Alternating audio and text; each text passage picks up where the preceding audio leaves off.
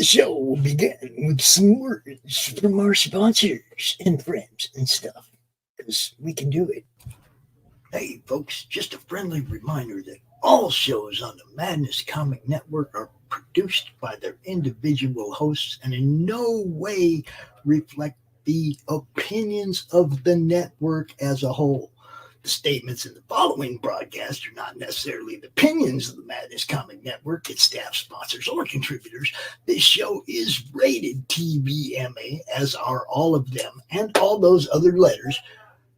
Viewer discretion is highly advised, and, just do what Doc says. Read that again. Peace, everybody.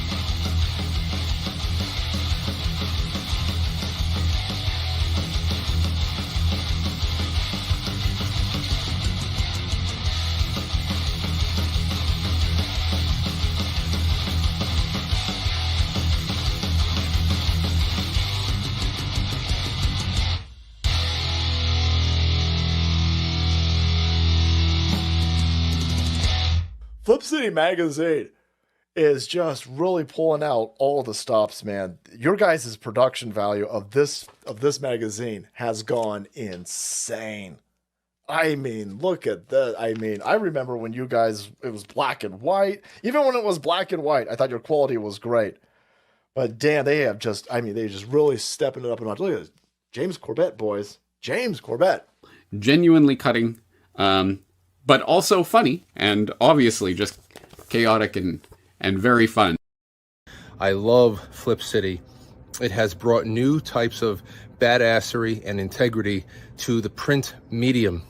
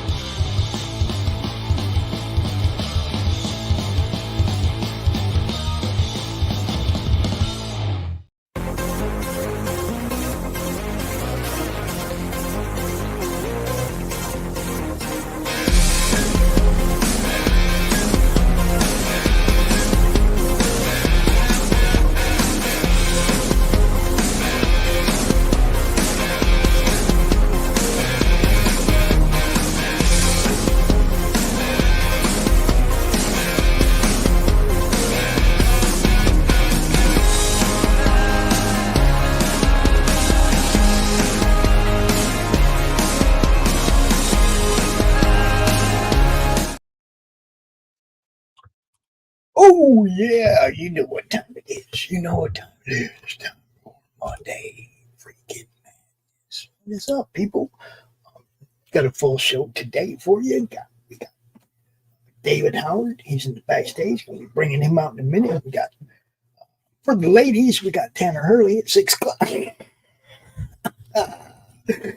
And we may possibly have a Corissa Grant sighting toward the end of the show to do a little unboxing. We like to do those. Those are fun. Because I just showed you her campaign trailer, right? Early Chaos, the one for book 11. Well, that's book 10 right there. So, kudos to her. She'd just be out there kicking freaking ass and getting it done. And that's what you're supposed to do, people. Get it out there, get it seen, get it done, get it in hand so that we talk about it and tell our friends. And then they want to get your book too. That's kind of how it works, sort of, supposed to anyway. Now, this book that we're going to talk about here right now with Mr. David Howard. What's up, man? I'm doing good. I'm doing good. I ain't seen you in a bit, but it's good to see you. Yeah, I've been out there working, doing everything, trying to get everything going. And I've been buying some comics as well. In fact, I had a little goodie myself show up last week. I got a little Big James t-shirt and some Path of the Pale Rider show up for me. So, check that out. See, I have all those too, but I don't have the money to be buying merch and stuff. But she sends me the cool stuff. Yeah. When she made those little books, right? When she made those little handmade books, I seen the first post and I was like, oh, I want that one. Yeah. She goes, no, I'm just messing around. I don't care. That's the one I want. You can make everybody else perfect ones later. I want the one you put your heart into, the one that you were like, how can I make this happen? I want that. Yeah. So that's the one I have.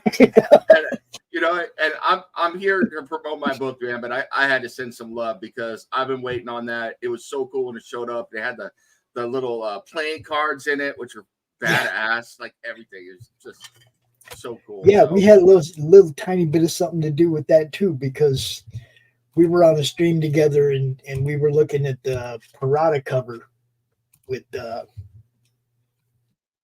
Jude. Oh, shut up. Jude was playing cards, playing poker. I was like, Laurie, you need a poker deck. So she instantly went into how can I make this work mode. So now on her campaigns, it's every 50 backers, they add another card to the poker deck. Yeah. So eventually, if you follow the campaigns all the way through, you'll have the whole deck of cards, right?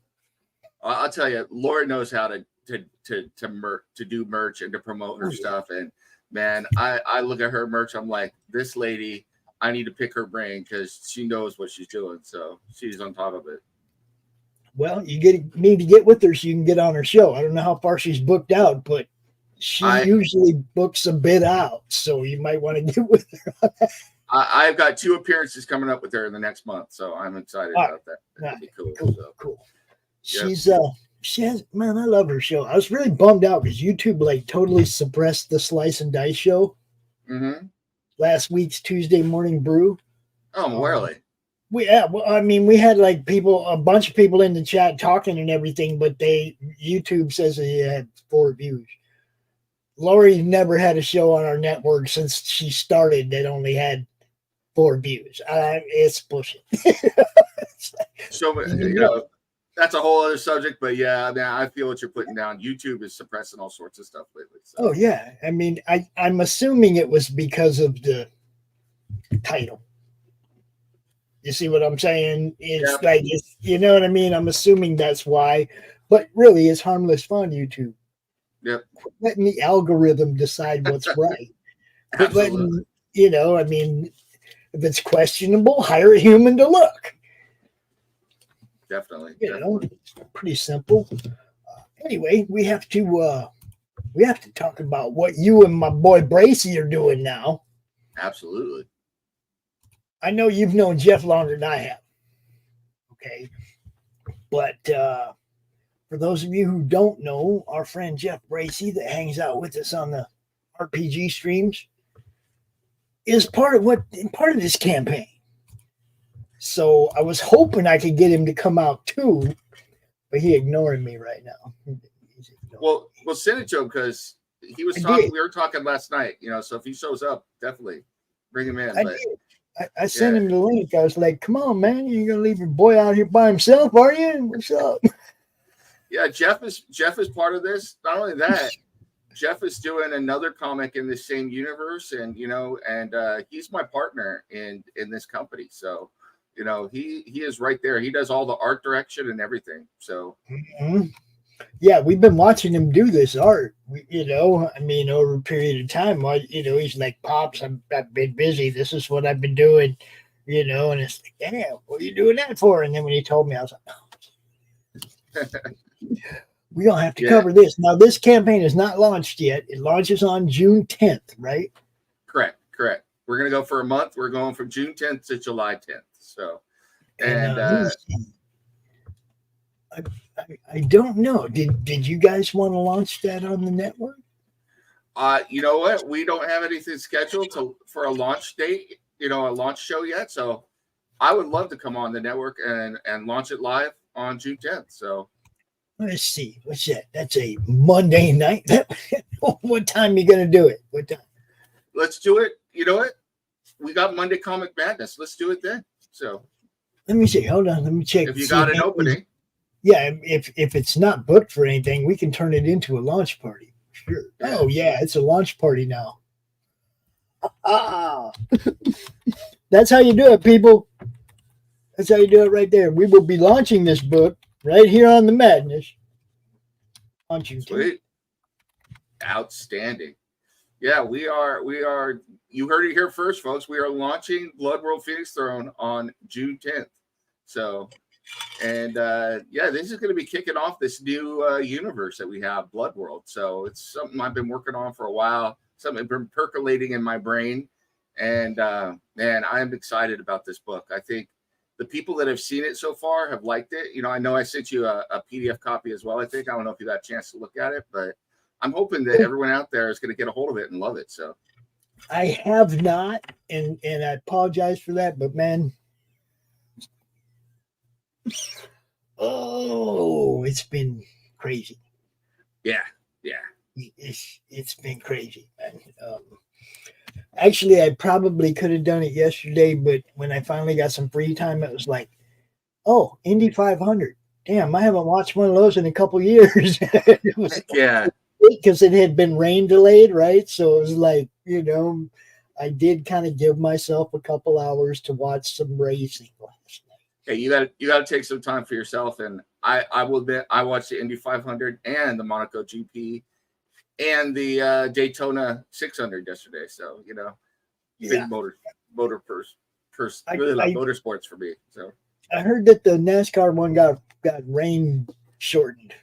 Yep, yeah, it did. It was weird. It was like the rain hit both races. Didn't hit Monaco, which was what usually hits. So, but I was enjoying it. Although I was like, going off topic here, but hey, I love just talking to you, Pop. So wasn't it amazing that the cars kept crashing in the Indy 500? They had more crashes than I've seen in years. So it not only was that crazy, but I heard that the Formula One race was nuts too.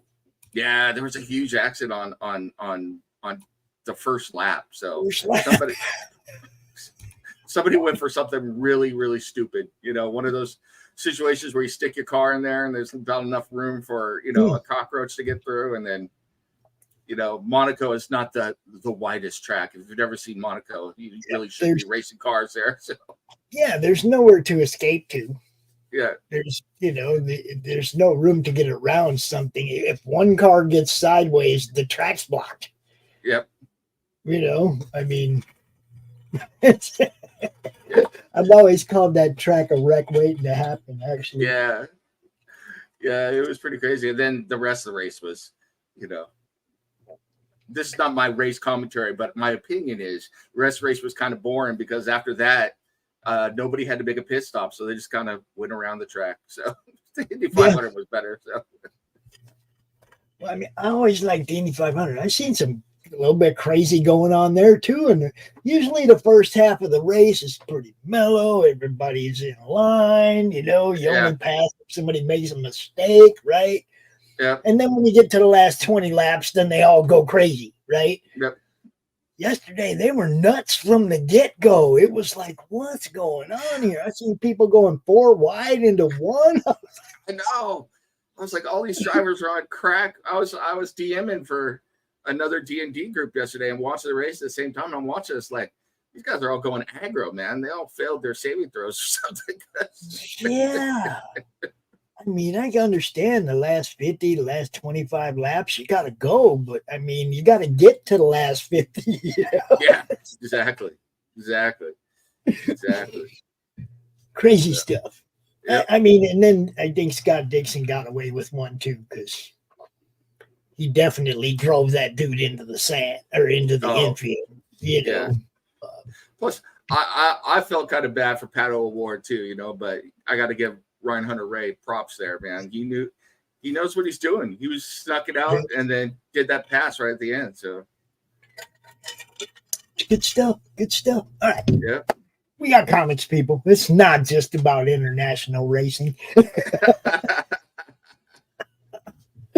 Hey. Now, do you want to set this trailer up first, or do you want to play the trailer and then talk about it afterwards? Well, let me set it up real quick. Basically, what you're going to see here is that Blood World. How do I explain this?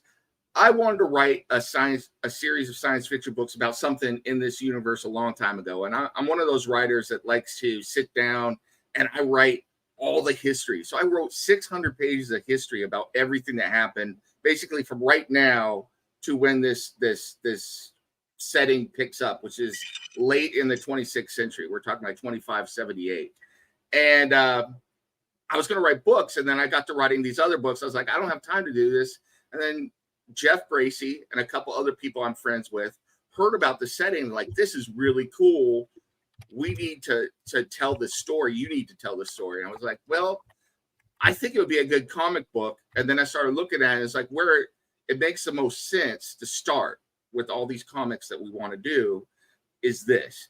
And there are these group of people that crash landed in about 300 years before this on one of the moons of Jupiter, and they were exiled from Earth. And we could talk about that a little bit more, and ended up forming this monarchy called the Ganymede monarchy. And so all of the turmoil that's going to embrace this universe and all these stories are starting with the battle for the Phoenix Throne, which is the name of their monarchy in the Ganymede. And so that's where this trailer kind of picks up, is that we have this battle going on. So I could talk more about it afterwards, but I think we could run the trailer now, and that's basically where we're at. So all right, here we go. The trailer for Blood World, Phoenix Throne.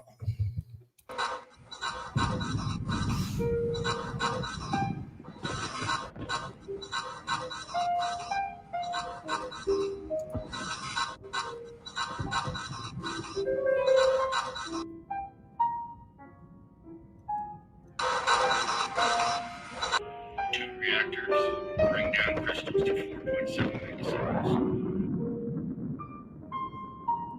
47 Fuselers on approach. Drop ship in 3, 2, 1. Center 86 Marines, ready to get some.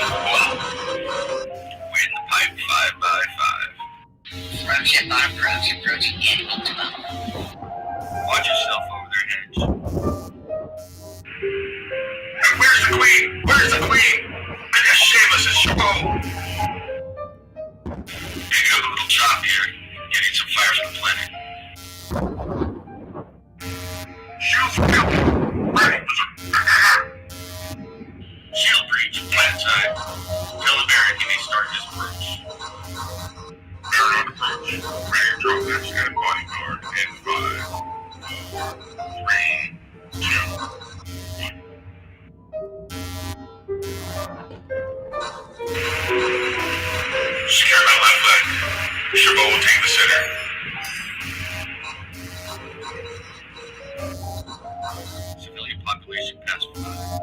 Going to 6. 26 Lancers on station. Oregon City. Notify the Baron that all civilians have been pacified and are confined to quarters.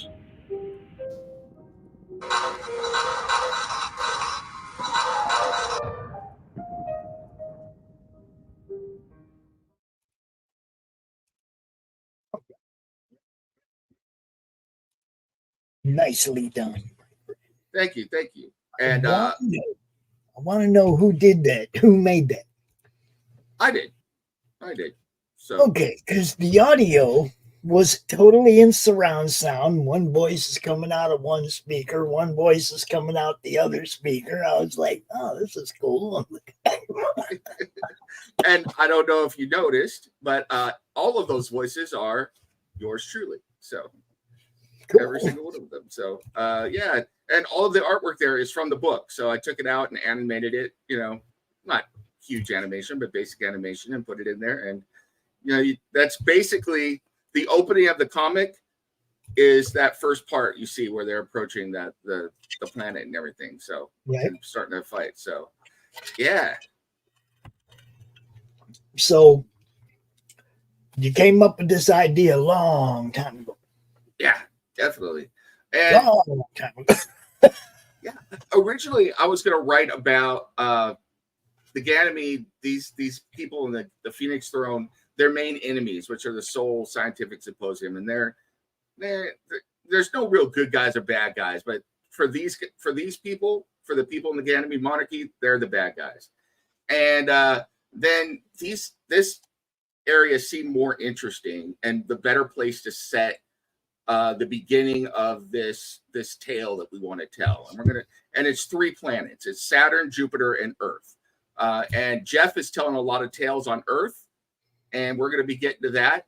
I'm going to be telling tales around Jupiter and around Saturn, and then some other people eventually going to bring us some tales, some comics from elsewhere in our solar system. But yeah, what we're starting off with is an internal rebellion for control of the Phoenix Throne.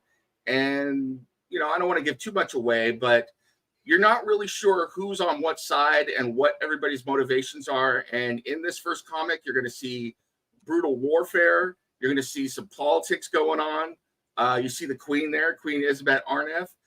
You're going to see some sexual politics going on. Now, we're not explicit, but you have no doubt about what's going on, because this is a book about people manipulating each other and doing all this stuff. And can't have good manipulation without sex. Yeah, exactly. And it really is Game of Thrones and Dune in my own little world. And I love those 2 properties, and I wanted to bring them together. So we have these different houses, and you can see in the trailer we've got their coats of arms. And it's interesting because like I said, I wrote the history from our point of time forward. And so it's like alternate history as well. So these guys are all religious rebels who were kicked off Earth for still having a religion. And eventually the world government outlawed religion, and they rebelled and tried to get away, and then were captured and exiled. So okay, that could be slightly prophetic, but we'll leave that alone. Yeah. Well, yeah, I don't want to get too much into politics, but it's one of those things where as a writer, I look at what's going on in the world, and I was like, if things go a certain way, this is what could happen, and it won't happen that way, but it's always fun to do stuff like that, So what would happen if this happened and then that happened? So, we go all the way down the road, and then we came up with these characters, and Jeff did all of the concept art for these characters, so just incredible concept art, which we passed on to our artist on the book, who is Tosin Awosika, and he's out of Nigeria, and he did the interior art and colors. But Jeff did all the concept work for this. He did the main cover for us, and he also did the black and white variant cover we have, which I think is fantastic. I love the black and white version of the cover. So, and we're going to get down here to that at some point. Yes, we will. Yes. So those are your main 3 characters: Queen Elizabeth, Duke Ebingli, yeah, whatever. Evgeny Rasputin Savarbotsky. So Yeah, I just couldn't even get through the first name. You want me to say all the rest of that stuff too? Yeah. oh, I that guy is named after my Russian instructor at West Point. So Okay. And then for Dominic Victor Alexander Chabot. See, I can get that. yeah. And he is the Queen's cousin. So those are the three main protagonists we have at the beginning of the book. And we introduced a couple others as well later on, but I don't want to give too much away on that. But yeah, there's some good stuff going on. And this is these are little snippets of interior art, right? Absolutely. So this gives you, a little bit an idea of what the interior of the book like. On the top left, that is the first page of the comic right there. So, and I did it that way just because, I'm always worried that people are going to steal the artwork or something. I don't know why. Maybe I'm being paranoid. So I get it, though. I get it. I just watermark it. Oh, you know what I mean? Yep. I just watermark it, put it up there. Yeah. And then this is something else. Yeah. So remember back in the 70s and 80s, all of the cool ads they would have, especially on the back of the comic, where you could buy X-ray specs and sea monkeys and all that. So yep. I've got fake ads littered throughout the book that tie into the setting of the universe. So like fake news reports and stuff that build the world. And so I wanted to do something on the back like what you would see on the back of the old comics. And so instead of sea monkeys, the people in S3 are marketing space monkeys that you grow at home and then watch them have wars with each other for the kids, so your kids buy this and grow the space monkeys and they blow each other up, great fun. So, and then the other thing that I always loved as an uber nerd of Star Wars and Star Trek and Battletech was tech specs, And so we had this drawn up, and we're going to do this in each of the comics of the different mech armor and weapons and everything. So this is the first one, and this is for the Mark 16 behemoth armor, which is what the nobles drive in the book. So, if you looked at the artwork up top, the big mechs, those are the behemoth armors that nobles have. And basically, it's not fair. When they fight against the peasants, they just rip them apart, which you can see in the up top. So the nobles have all the best stuff, much like what happened on Earth. So I like it. Yeah. Now, did Bracey design the tech specs too? No, a guy named David Jackson did this for us, but Jeff was involved with, talking about it. Jeff and I would sit, once I had the idea fleshed out and everything, Jeff and I would sit for hours talking about what we want to do with this and where this could go and everything. And so, like I said, Jeff has been a real partner on this project with me. I'm the writer, the main writer for all the series, and then I'm the setting creator. But none of this works without Jeff. And then the other collaborators that we have, David Taylor, Steve Sellers, and Mike Nunnally have come along, and they've added their little bits in to flesh the world out as well. And eventually you'll see all of those. I mean, we've got lots of plans, but obviously this is the first book that we're launching, so we got to get this off the ground first. So you got any plans to put any of your RPG stuff to paper? I would love to do that, to be honest with you. I really, really would. In fact, I would love to do a miniature game with this. So have 3D printed miniatures and have it be a miniature tactical war game that you could play with this, and also an RPG. There's a lot of stuff that you could do with it, because I will say, I don't want to give too much away, but Jeff's book that he is drawing and writing called Fellhand, we have an ad for it in the back of the book, and it is really Thundar the Barbarian. So it's almost futuristic D&D on Earth. So right. Yeah, very cool. I keep trying to run these RPG games, just hoping that one of them ends up something that people want to really get involved in, and Because if that happens, then you can write a book or a series or animation or make movies or something out of it. But, you know, you got to get them seen. You got to play the games, get them seen. And then if you can get people watching and commenting and being, you know, interacting with it, then, you know, you might have something.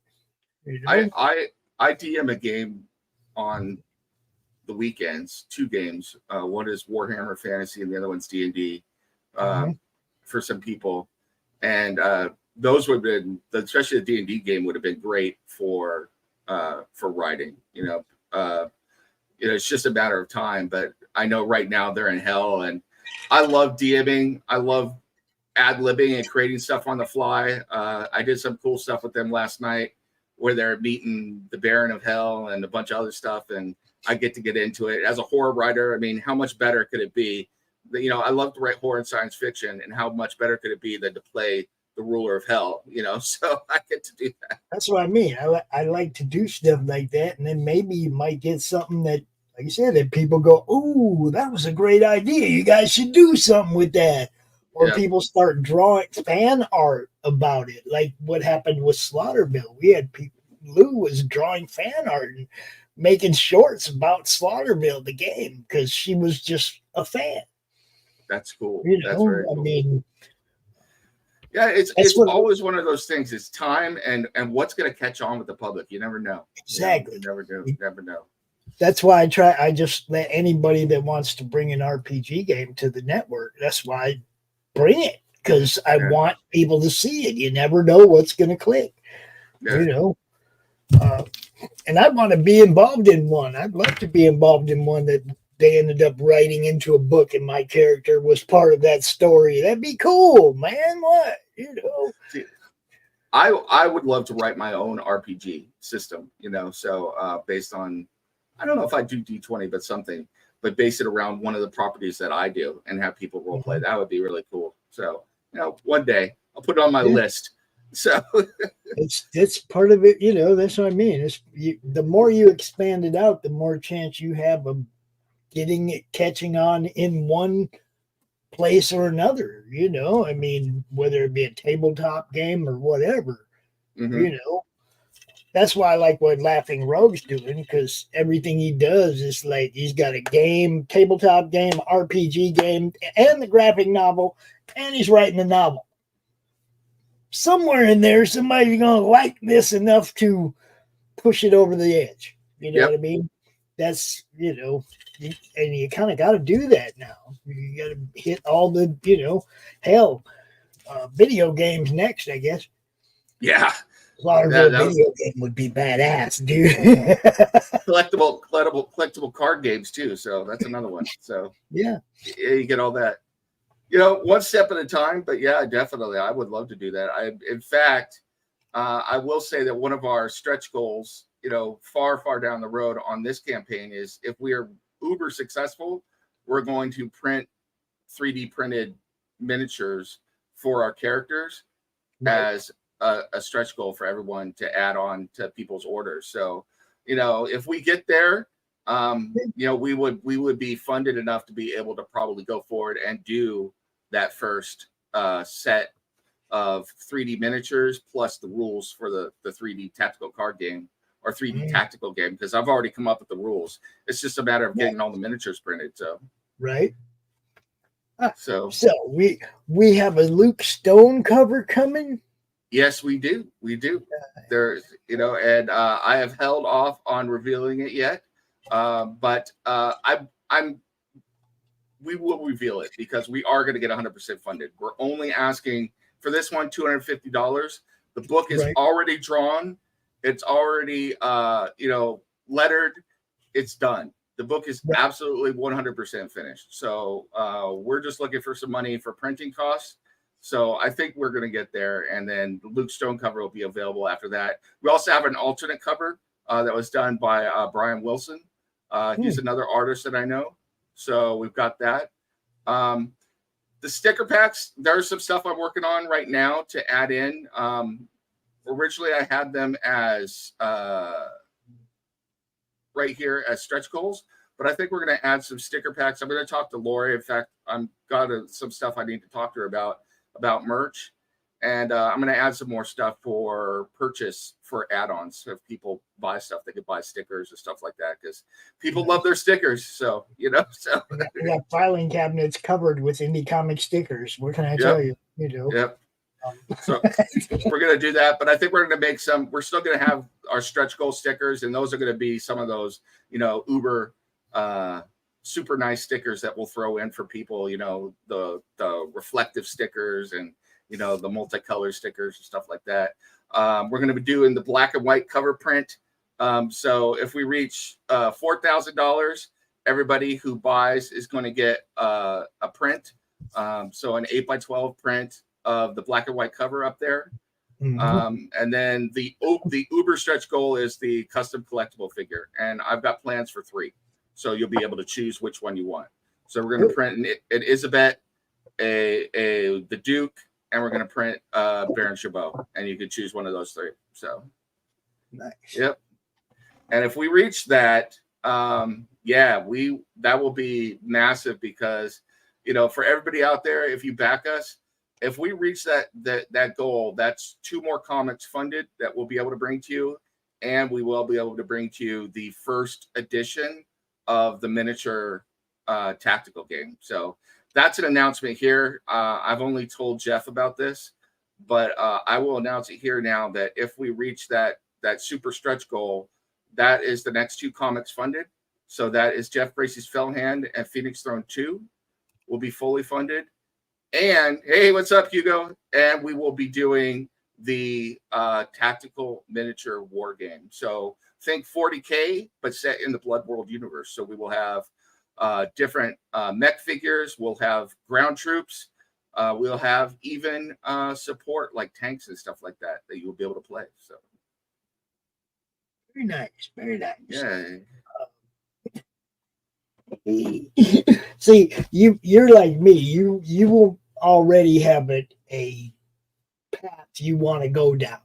You know, it's like the ideas will keep coming and they'll evolve, right? Yeah. And then they end up being exactly what you're looking for, right? Yeah. And that's how this works. You know. Well, you have to have a vision, you know, and I've been blessed not only to have that come to me, but to have people who are excited about it, who are working with me as well, you know, and I'll say we've got other plans. So you were talking about writing. I've started writing a series of short stories that go in this world that we're going to collect into a novel and put it out there. We're also going to do a little print. It's not a comic, but it's like a miniature magazine, but it's annotated. So we have art in there along with short stories that go in there, so we can make that available. So if you don't want to buy a whole book, you could buy a series of artwork and stuff like that. We got a lot of plans. So, you know, it's just we got to get this first step under our belt and get it going. And you know, everybody get out there and check it out on June 10th. Like you said, we announced that we're going to launch here. And this is the first step into a much bigger setting, you know. And I will say that eventually we are going to get to the other guys too, Soul Scientific Symposium. And I'm writing a series over there, and it's revolving around an assassin over there. And those assassins over there are called Blood Race. And I think you guys are going to go crazy for those because Blood Race have the real-time ability to change their DNA and grow weapons and armor and wings and all sorts of stuff out of their body.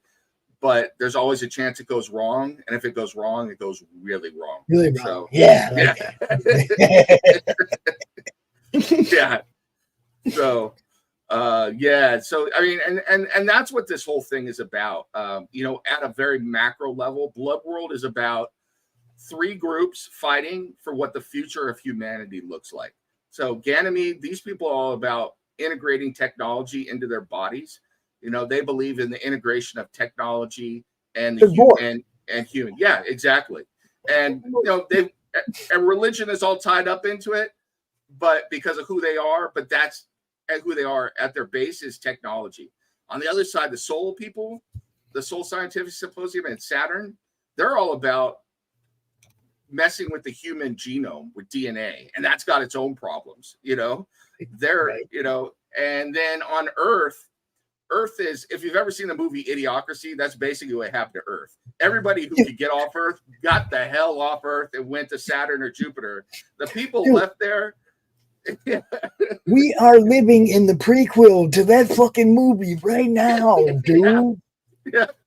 So we're look, as a society, we're getting dumber and dumber. Okay, they've got us down to watching 1 minute shorts, right? Yep. Which obviously provide no context to anything. They're just entertainment now. Okay, so they've shortened everybody's attention span down to a minute. But then you look at your analytics in YouTube on your shorts, and people are only watching 15 seconds of those. The attention span of the nation is declining so fast that we're gonna be idiocracy real fucking soon. And that's what happened to Earth. I mean, basically, they're living in the crumbling remains of like this glorious civilization, and none of them know how to fix anything. So it's just falling apart around them. Meanwhile, Jeff's people, you know, the people Jeff's writing, Fellhand, because no one maintained the planet, it became radioactive and mutated and everything. And so the humans that were outside the cities mutated, it became mutants. And so one other future or possible future for mankind is the mutants, and Fellhand is a mutant. So it's like, so you've got the mutants, the Borg, and then the people who are manipulating human DNA. And it's like, who's going to come out on top? What is the future? So it might be constant, but it's being, I mean, look, come on, you know how much is like in underground in the Vatican that nobody can ever see. Yeah. That's not intelligence as a constant. That's buried and suppressed. The Smithsonian, there's stuff there you can't see. There's, you know what I mean? It's like they suppress a lot of knowledge from us, bro. I'm just the other thing that to go a little far afield from this particular book, but about the universe that we built in general, is that, you know, everybody always talks about us destroying the Earth, and it's like, we can do a lot to the planet, but the planet will survive just fine. Yeah, you know, just expel us. Yeah, and so that's another, you know, it's another character we have in the book, in the setting, is that the planet Earth has become downright hostile to humans. It's like, to heck with all of you, I'm gonna mutate and become my own thing and do my own stuff.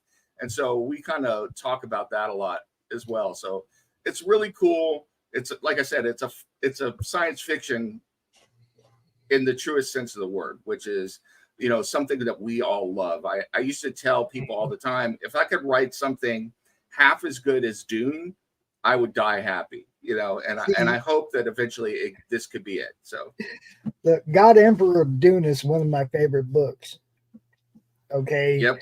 One of my all-time favorite freaking books. And you have to read 3 of them to get there. Yep. Okay. But Dune caught me right away because I was a teenage kid. Dude was a teenage kid. Boom, I'm in. Okay. And oh, evil witch coming to fuck with me. Oh, you know, it's like I got into that character right away. Paul Montel.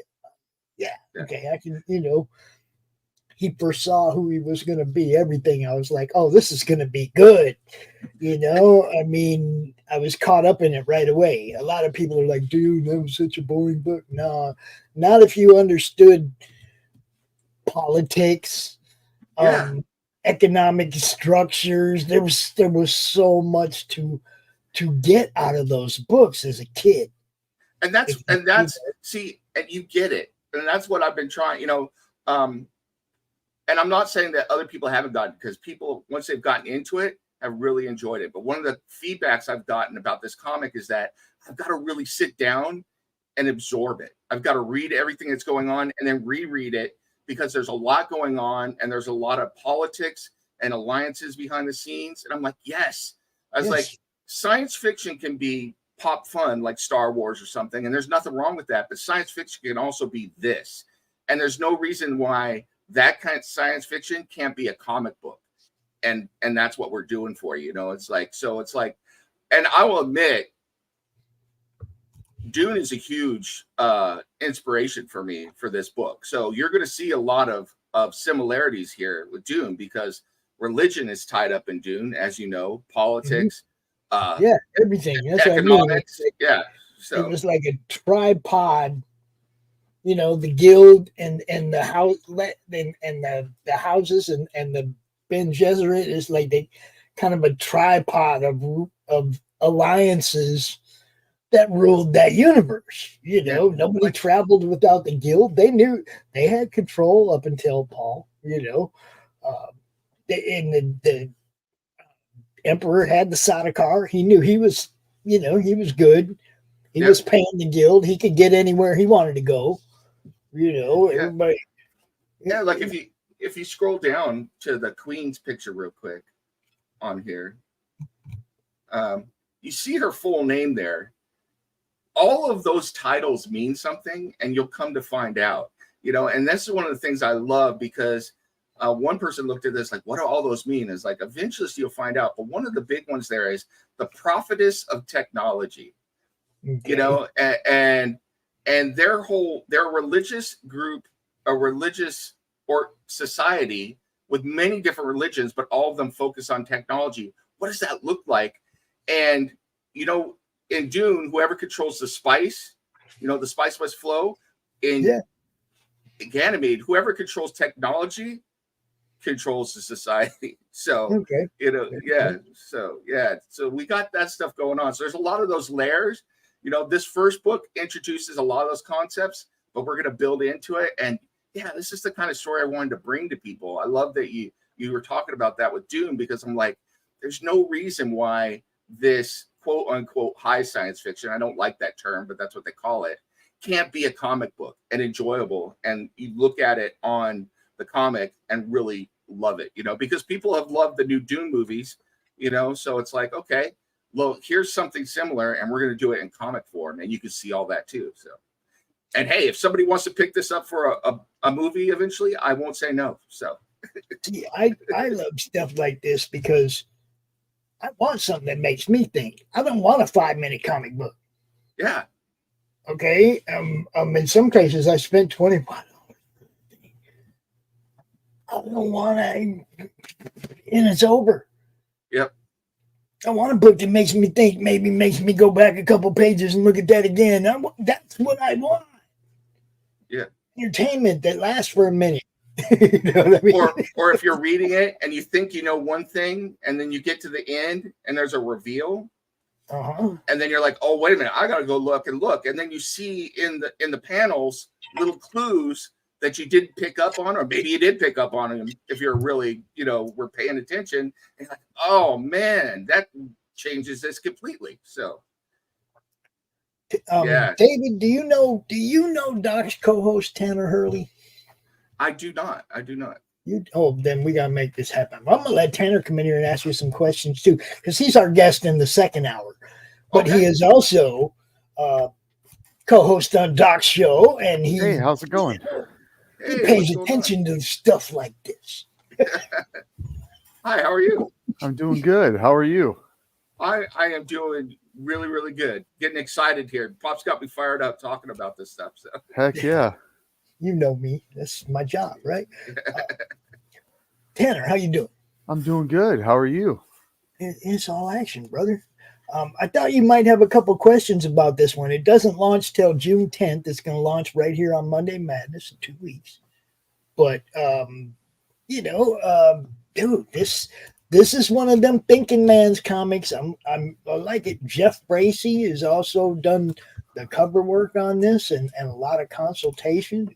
He's one of us, you know. It's like, it's good stuff, man.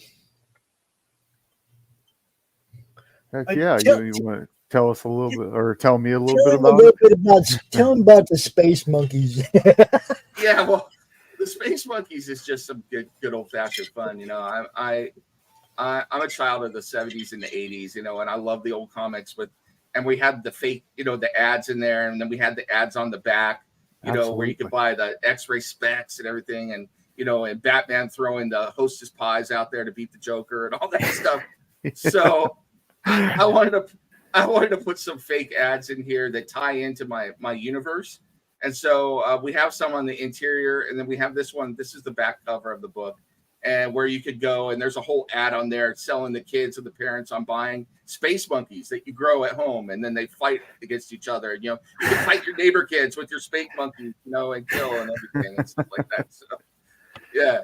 Oh, that's great stuff, because, you know, I remember that, you know, the older comics, you know, they had the sea monkeys and stuff like that in the back. Yep.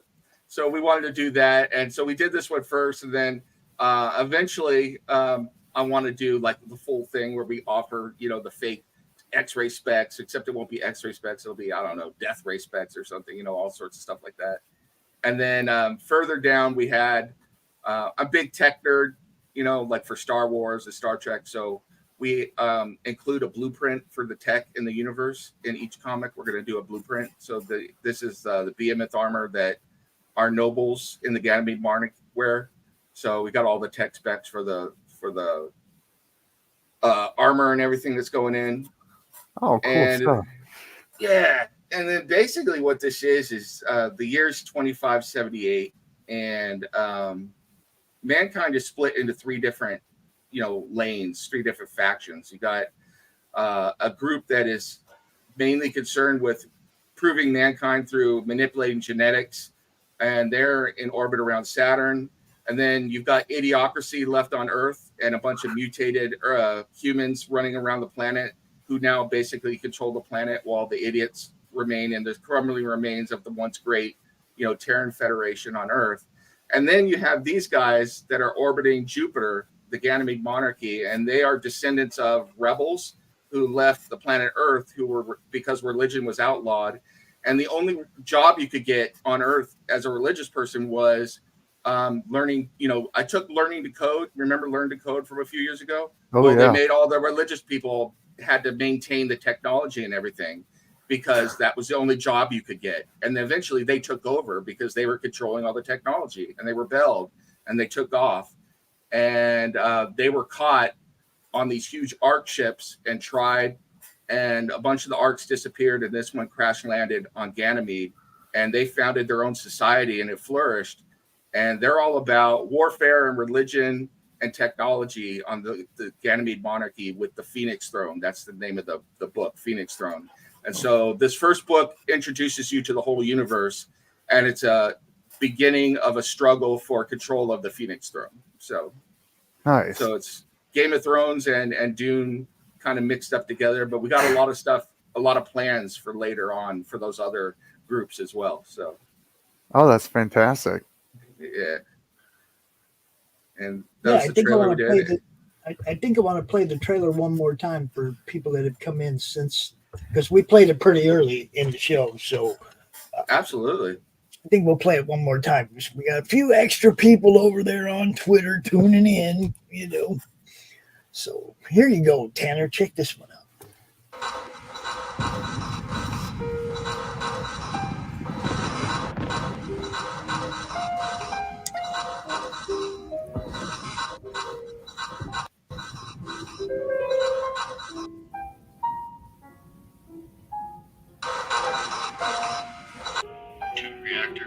Bring down crystals to 4.7 megaseconds. 47 fusiliers on approach. Drop ship in 3, 2, 1. 786 Marines, ready to get some blow. We're in the pipe 5x5.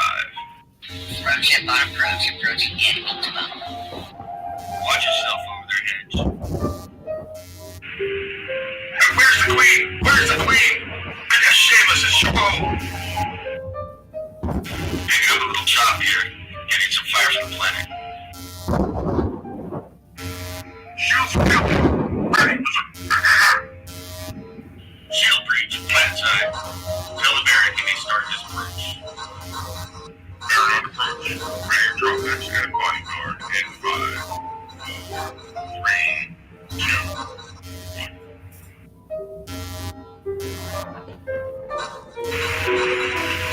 Secure my left leg. Chabot will take the center.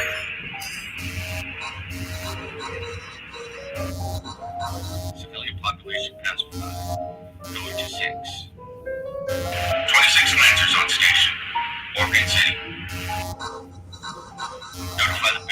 All civilians have been pacified and are confined to quarters.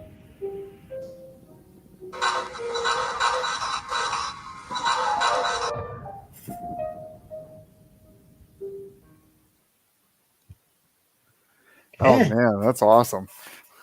That's pretty cool. Huh? I was like, That the text sound that wasn't inspired by Alien, was it? You are right in one, sir. So I like that. to Hugo. The reason Ganymede is when I was coming up with this, I read an article right around the time when I was writing the backstory and said that one of the possible planets that would be habitable for a colony in the future would be Ganymede around Jupiter. So, and obviously this is science fiction, so they've done a lot more than just make a habitable colony there. They basically terraformed the planet, but yeah, that's why I did Ganymede. Same thing why in Saturn, they're on the moon Titan on Saturn, since we can't really colonize the planets of Jupiter and Saturn as far as we know, but the moons, in real life appear to be places that we may go someday. So, oh wow, yeah. So It's that's great. it's one of those things, like I said, I like to take what's real now, and then I kind of said, well, what if, and most of my what ifs, or probably all my what ifs, will never happen, but it's a fun thing to do as a writer. It's always cool to do that kind of science fiction. So, and I had 500 years to play with, so yeah, cool. That's a lot of time to be able to world build. Yeah, I was telling Pop, so I love it. I sat down and I wrote 600 pages of history for the 500 years between now and 2587. So, Wow. complete with timelines and all the succession for the Ganymede monarchy and how the different monarchs died and what they did and a bunch of stuff like that. And it's because I'm a Toking freak. I love J.R.R. Toking. He did that, and then George R.R. Martin, until he broke my heart and decided to give up on his series, did the same thing. So, let's see, what comic made you want to create your own? The one that really got me, so as far as world building and doing something different that made me go from being a fan to saying I would love to do something like that, was when they did God, now it's one of my favorite comics and I'm blanking on it. When Gotham became No Man's Land, Batman No Man's Land back in the day. Because it was such a cool idea to basically decimate Gotham and then turn it into this new society, and the way they wrote it and what it did to Batman and all the other characters and the groups and everything. I was like, that is so cool. I mean, they've taken something that I thought you couldn't change that much, and they did something completely different. And then they built it back up, and then Gotham was resurrected and everything after that. But I thought that was such a cool concept, the way they did that. And I was like, I always wanted to be a writer and write my own stuff. But I was like, as far as novels and things like that, which I've done, but seeing that in comic form, I was like, you can literally do anything in comics. And that was around the same time that I was reading like The Dark Knight Returns. I was a big fan of Hellblazer all through the 80s. So it's like, and then Spawn came along, and I was reading Spawn and Judge Dredd and Blue Devil and Booster Gold. These were my favorite. I'm a DC fanboy, I will admit it. And so I was like, but I like other stuff, and then Hellboy came along. So I'm like, you could do anything in comics. And if you can visualize it in your head, which is the way I write. I see everything in my head like I'm watching a movie. If I can visualize it in my head, then a talented artist can bring it out on that page, and it's one thing to read and it's another thing to see it in a comic, and both are cool, Yes. I was like, Absolutely. No, Kerry, Tanner is not the publisher of this one. He's the publisher of the next one we're going to be talking about, because we got this other guy in the backstage too. This other guy. It's going to be a I'm going to have to turn my camera off so that y'all can look at all these pretty guys. Because, Terry's gonna be sitting over there. Get ready, Tanner. Terry's in the chat. That's all I can say. Prepare yourself. Chris, if you don't know, you're about to know. That's all. Hi, thanks for having me. Can you guys hear me okay? Yep, got you loud and clear. Okay. All right, Yeah. awesome. So, Thanks for having me. David, It's fun to be here. David, this is Chris Willett. He's the creator of the next book we're going to talk about. You are more than welcome to hang out if you want to. Just don't have to. I would love to hang out. It's Memorial Day. I'm doing nothing but eating and getting fat today. Besides this, so What's more American than talking about comics? Yeah, so exactly. I would love to hang out because I love to see stuff from all of these incredible creators we got out there. So definitely. Oh, awesome. So All right, then. Well, what I'm going to do, because I need a little short break, is I'm going to play this long-ass trailer that my friend sent me. It's so long.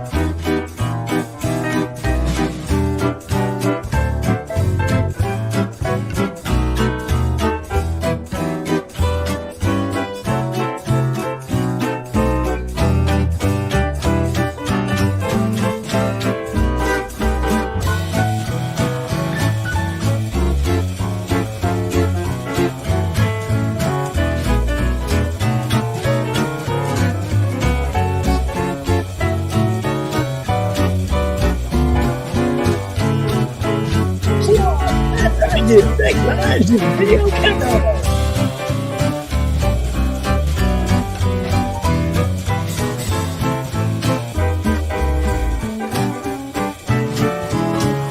And with Brooks, Grams, pals, and other coach workers.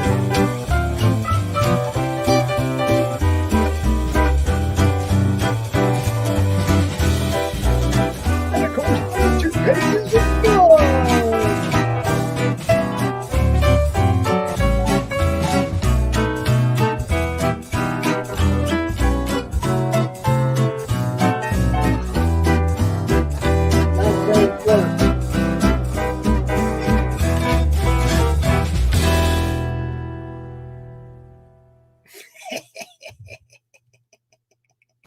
that's awesome. It's only 2 minutes. Not that. 2 minutes. Without the like generic dubstep music, it might feel a lot longer. Hold on. We edited it too, you know. No, Oh, that yeah, was I know. 2 minutes and 54 seconds. I think That's good. Oh, is it really? All right, maybe it's a little too long. Anyway, we give you a lot of information though. It's like Doc said. It's like that's the one I play when I want to go make a pot of coffee. You grabbed my nerd heart when you put up studio square root of 2916 there. So Thank you. I'm glad. Yeah. that was You know, I've great. always liked, comics can teach you some stuff too. So some Yeah. kid's gonna get that right on the SATs because of that comic, as opposed to having to study. That was outstanding. Oh, thanks. So, Chris, Tanner, how did you guys meet? How did we meet? I mean, I guess so this was January, like between Christmas and New Year's of yeah. 2022. Yeah. Yeah. And then you sent me a message through Instagram. So I guess I don't know exactly how you came across it, but I came across. Well, I found your X-Men work on Instagram. oh right, yeah. Yeah. Yeah. And I was like, oh my gosh, this guy is so awesome. And I was like, I'll do like I always do. I'll throw it out there. I'll see if he's interested to work, and the rest was history. From my end, it was I was looking for somebody to. I've been wanting to do a comic of some kind. I've had a couple ideas in mind, and but kind of hadn't really done too much sequential stuff, so I wanted to kind of dip my toe in it a little bit. And then Tanner came along with this number one with a contract as an offer, which is huge, like some kind of legal document protecting the creator and the balance of reward and responsibility. So that was always a good sign. That's it. We had gone through all that.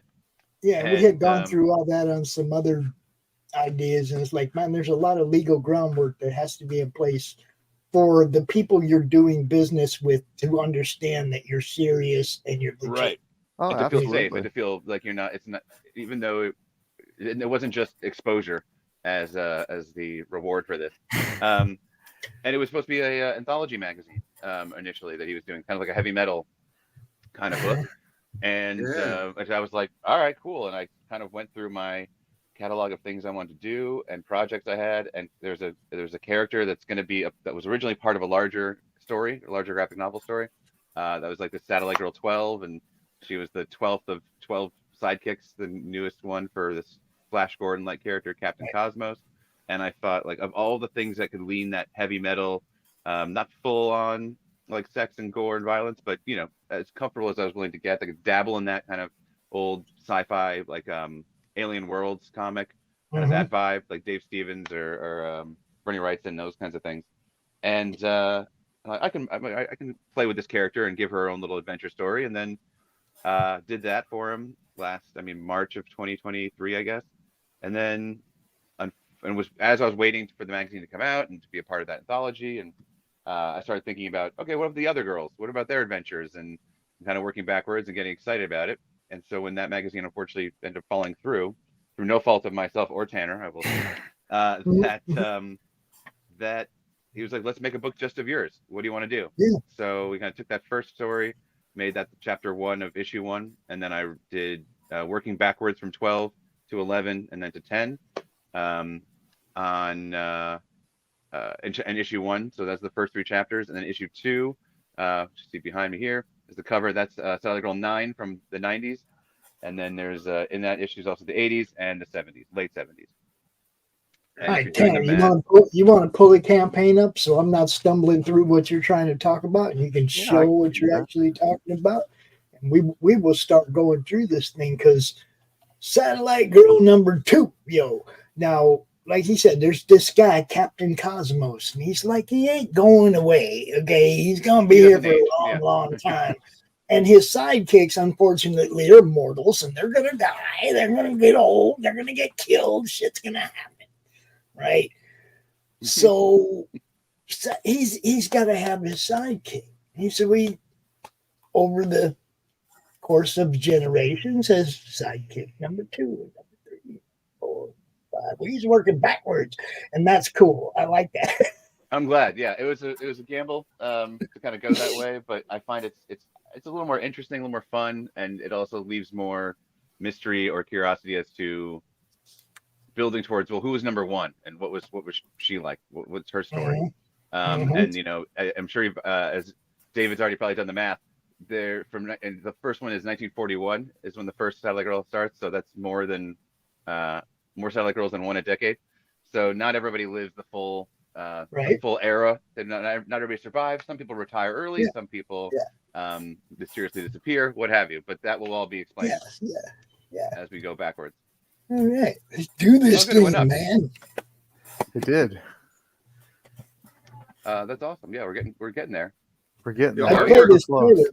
The artwork was really giving me like a 2000 AD Judge Dredd, Mega City feel too. It Totally, was yeah. really, really cool. So Thank you. Issue 1, it was more alien worlds and that kind, and there's a chapter that takes place in Prague, and then an alien kind of gladiatorial arena, very more Mobius in that first issue, and then this one I wanted to kind of get more intimate or more earthbound. So the first chapter is mostly like in a Hollywood basement, and then boardroom, under secret bunker underground boardroom, and then chapter 2 is a giant monster fight in downtown Manhattan in the 80s. So that's cool. gonna be my Jeff Darrow, big guy, Ultraman,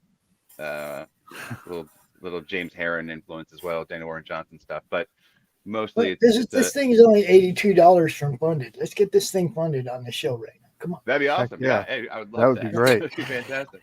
And one thing, once we hit that initial 2,000 mark, we will be attaching a digital sketchbook to the digital copy. That's the first reward tier, which I think is kind of fun, where instead of having to print it, everybody now, and it will only be on the digital copy. It won't be in the actual print copy, to kind of give the digital copy a little more value to it and something unique to it.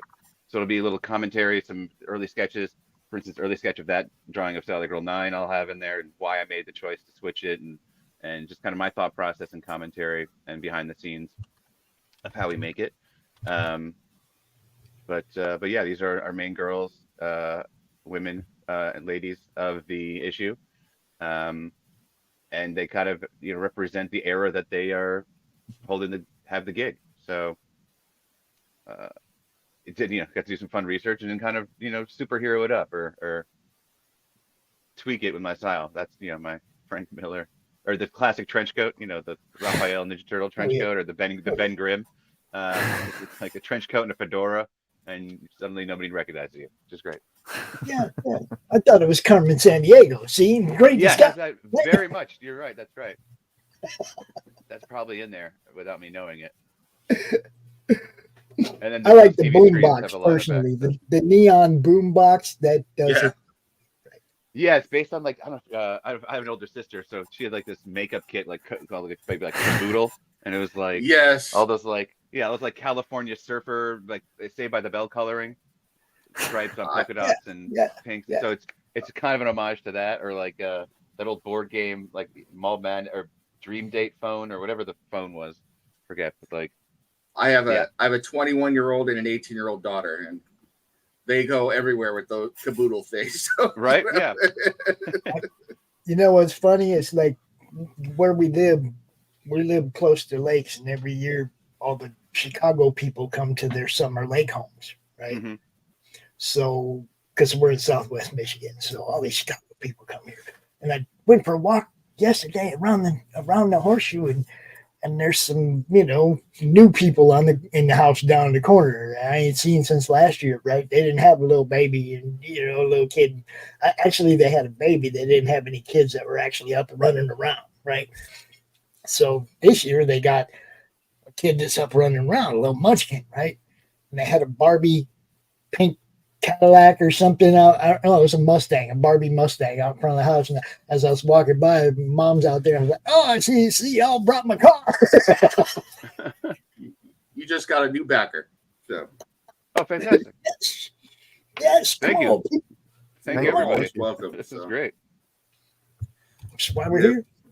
Just signed up to get the all 4 of the covers, so that looked really awesome. Cool.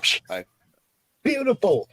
Yeah, it's a fun, and it's wraparound cover issue 1, issue 2, the main one.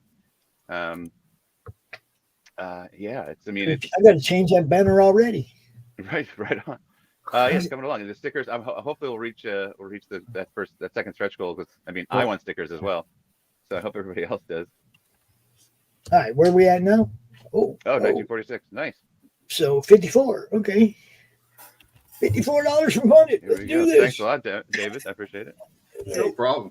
Hey, I was looking at the original art, but if any of you are married, you know that if I make that kind of expenditure, I need to go run it by the executive council. So, Oh, I get that. Actually, as far as I know, one of the other people who did buy original art also had to ask their spouse as well, which is fine. Yes. But yeah, that's been fun.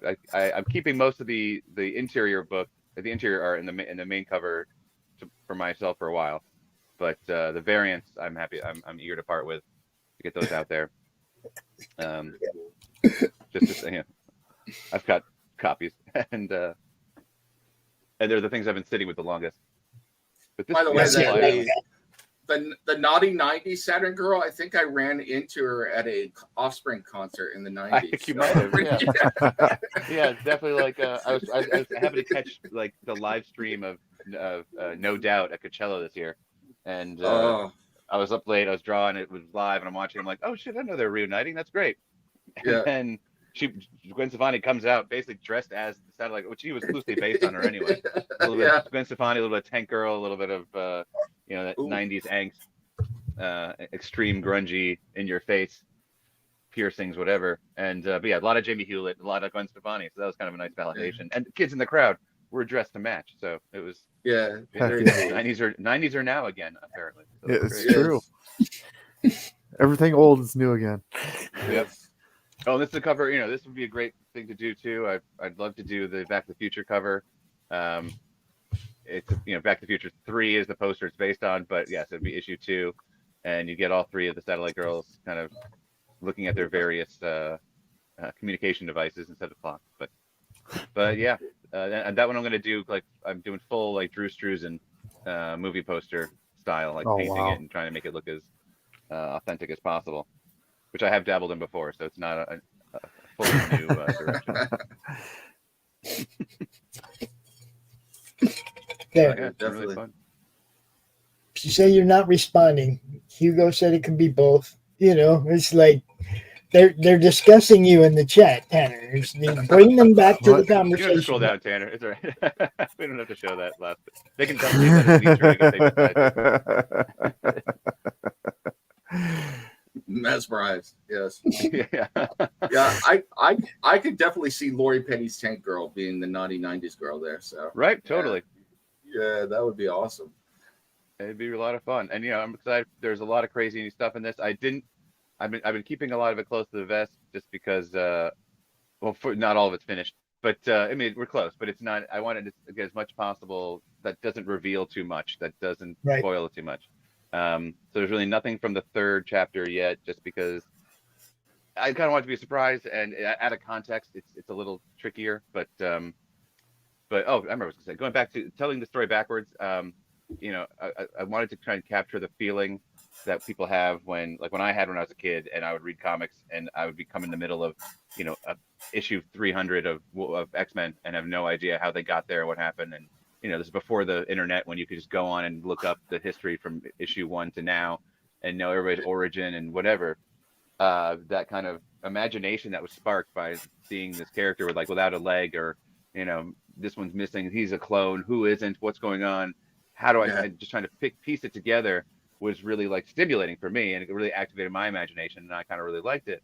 And so this way I kind of wanted to, by working backwards, that's kind of why I committed to doing that, so that you get clues as we go along. And issue 2 really runs with it for the first 2 chapters, where somebody reappears and you don't know that before you knew they were gone, and then you have to go back to find out how they vanish and all that kind of stuff. So go forward to find out. So that's cool. And I get to really a bunch of Easter eggs, a bunch of cameos in chapter 2 at Studio 2916.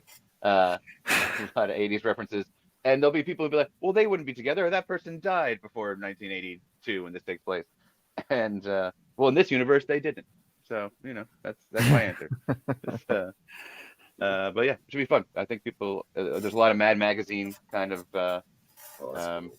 movie reference cameos in this piece I'm working on right now, which is a massive double-page spread of the inside of the club. And there's a lot of celebrity guest stars.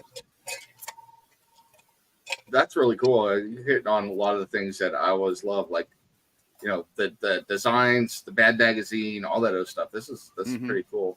Although it's interesting, you were talking about this was originally supposed to be in an anthology. Yeah. Blood World was originally going to be an anthology too, with different stories told, and we wanted to do it that way. But it was so hard to get that off the ground, like a 2000 AD type book.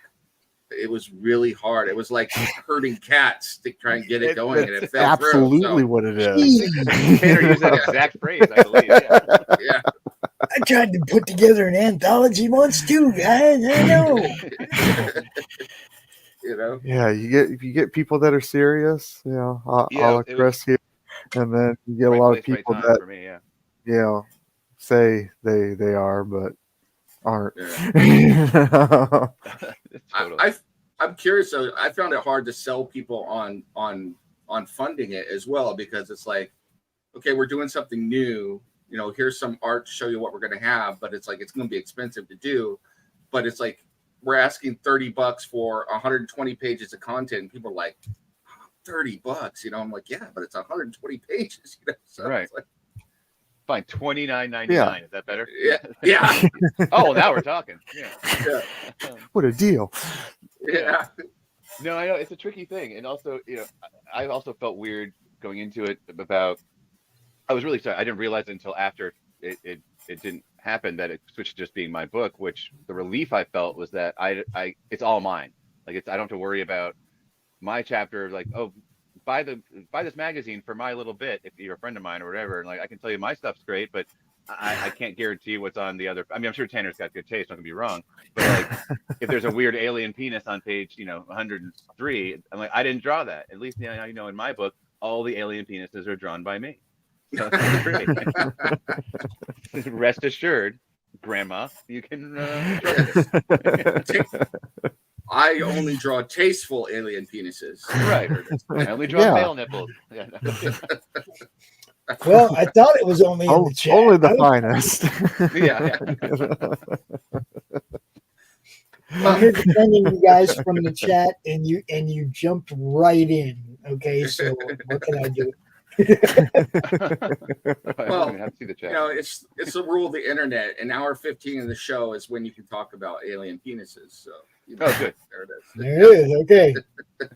Oh, well, now that the etiquette's all cleared up, Madness After Dark. I don't know Madness After Dark. Yeah, that's kind of what sorry. this I is. thought you meant the book was. Okay, yeah. Kind of what we turn this into. That's what they're saying. Oh, I get the reference. Yeah. Hey, Chris, I Right on. Satellite Girl 9 there. Mhm. In one of the tattoos, does it say wine in there? Oh no, her right arm. It's kind of like I was going for that tribal, like barbed wiry kind of. Oh, and okay. so it says 9. It just says 9. Oh, it says 9, not wine. Okay. The first N does kind of start with another spoke. So yeah, it could be considered. I mean, it works best both. Let's put it that way. See, you're always throwing in Easter eggs. So I thought it was like a tip of the hat to Johnny Depp, the wino tattoo. Shit. Oh yeah. Winona Ryder. Sure, why not? I mean, yes. It's not that, but yeah. I think the wine does double. Probably because so each Satellite Girl inherits a crystal, which is like a shard of the original crystal that Captain Cosmos has. Like he gets his powers from, and so each one kind of the crystals pass from girl to girl, and they kind of use it in weaponry in their own unique way. And as you see, she has a flask around her neck, which with her little vial of crystal, I guess wine. It's basically like a gummy berry juice kind of power up. Gummy berry juice. Crystal energy. Yeah. And in the first issue, there's a gun, there's an axe, and then there's an AI, a robot, really, or android, that is powered by the crystal.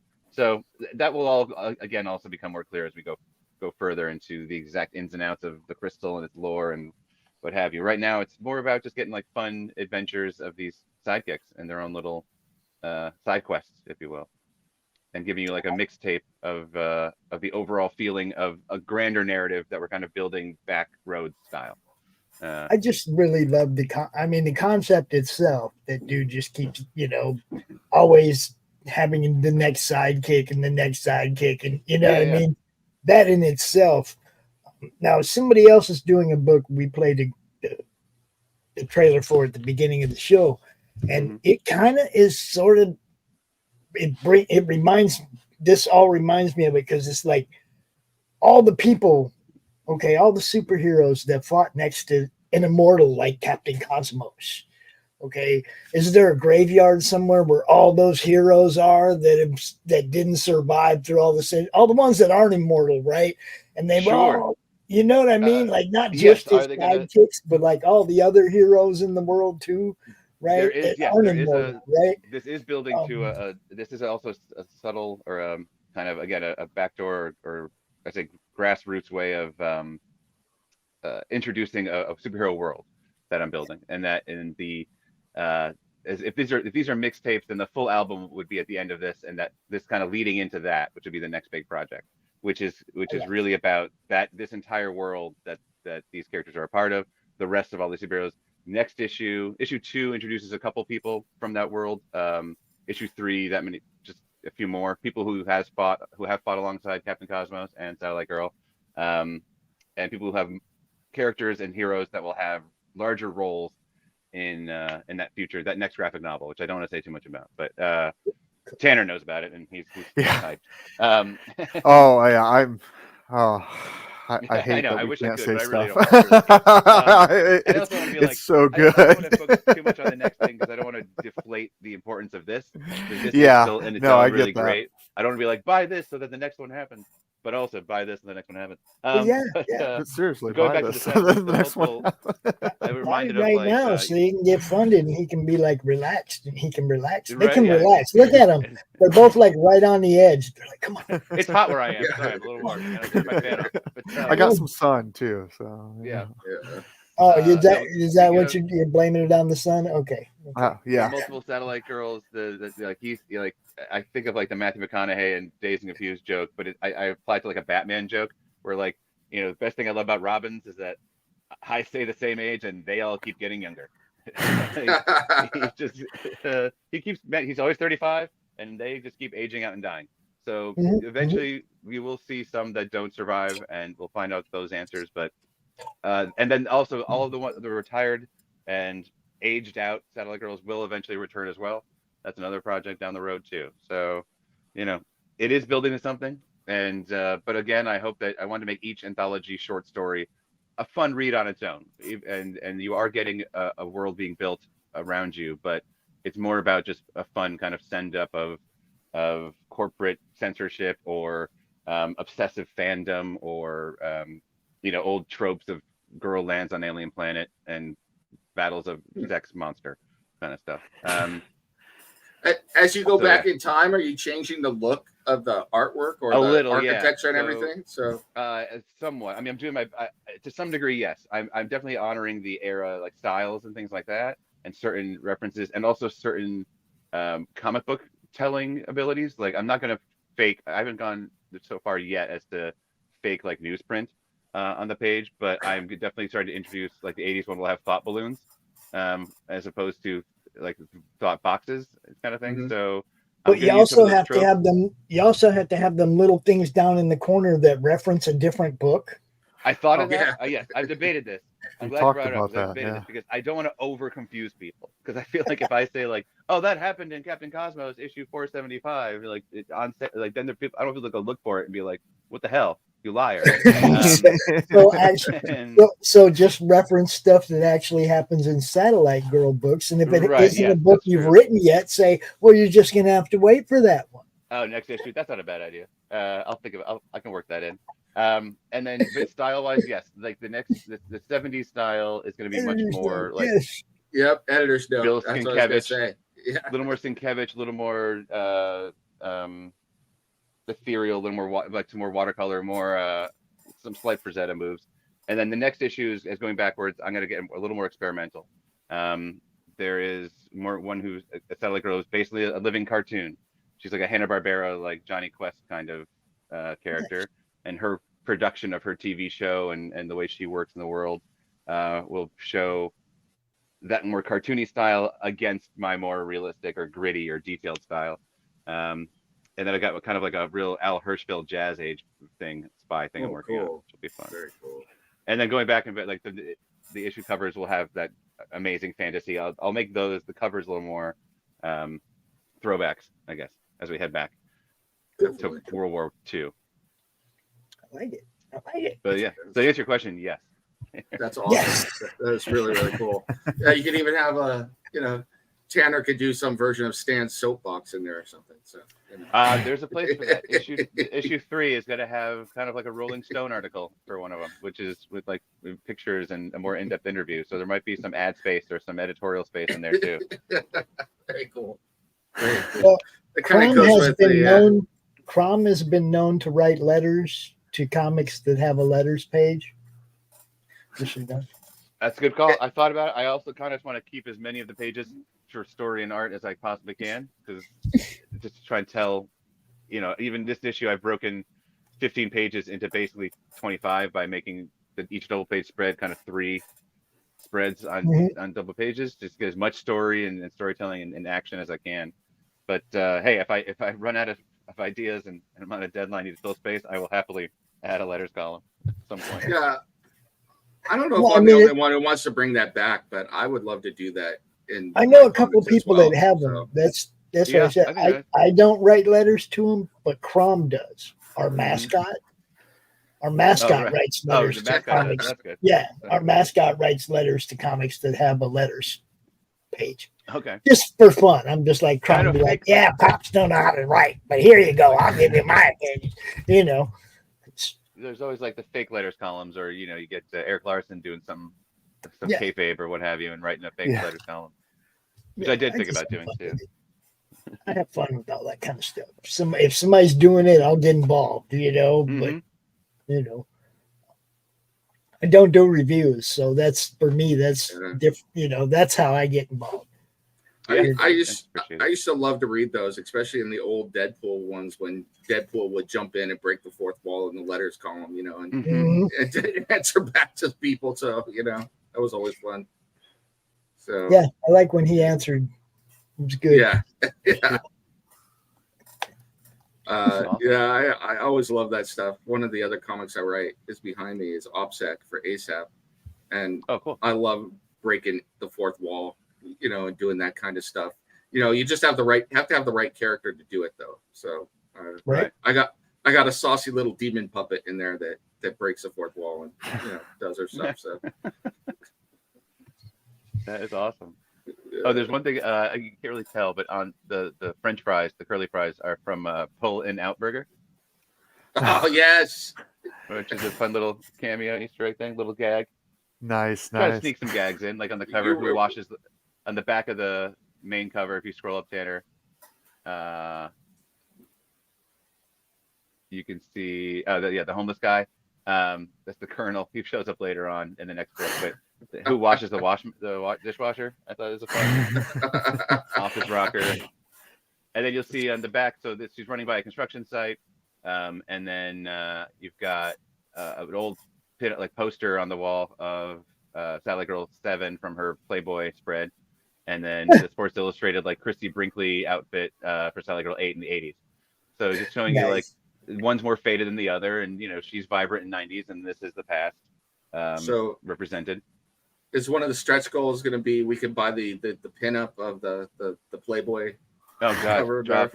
Hey, the more I see on Kickstarter, $300,000 campaigns for some boob, feline, crime fighting, whatever action star. I'm all right, maybe I should just do that. Maybe that's the way to go. Under a pen name, mix it up. Somebody told me that once. Mike Tanner.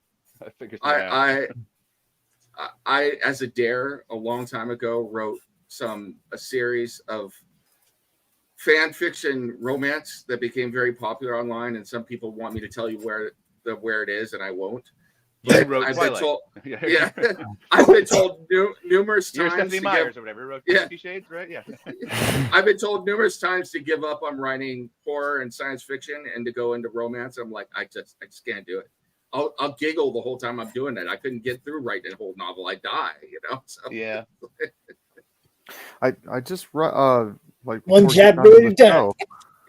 Before getting on the show, I saw an article where they said, what was it? Stripe basically had defunded some of the comics on Kickstarter because of pornographic.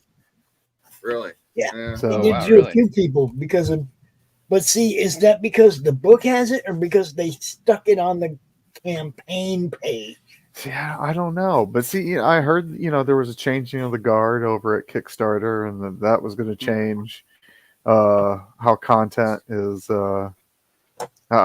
how Release. content Uh-oh. is going Oh, to go, watch and out! Watch out! They standards might and have stuff like that. they might have to set up a whole different category for adult comics or Which they probably something. should. What? I mean, But that's like what happened on Twitch, though. I right. saw a funny meme the other day where they're like expectations, and it's like it says Twitch, you're going there for game streams, and it's like reality, and it's like a strip club, So it's like, Yeah. that's Yeah. basically what Twitch has turned into, It's like, so I don't know. I've been putting stuff on Twitch for years, and I don't get no play over there at all. Nobody ever looks at our stuff, so I You don't know. know if I want to meet the people who would find it pornographic. I mean, they don't look. They don't look at our stuff, whether it's art streams or game streams or whatever. Nobody on Twitch gives a shit what we're doing. So I don't. the Hey, thing, I think there's somebody's fetish out there somewhere. Don't sell yourself short. I just don't. I don't waste time on it. That's what I mean, Right. because we don't have any followers over there. So I don't. I mean, we don't get any play. So why waste time there? I get you. Yeah. I just put it up there, let it go. I don't go over there and advertise it or promote it or just like, yeah, I used to watch video game streams and There you everything go. over there on Twitch, and now it's just I can't find them anymore. You go to look for it, and it's like every other video game stream is you tune in, and it's like you got to turn down the lights and start smoking a cigarette and hope your wife doesn't walk in the room. So,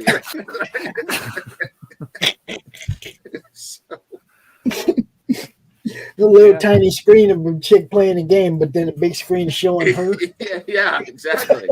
It's like, what are we tuning in here for? So, Surprise.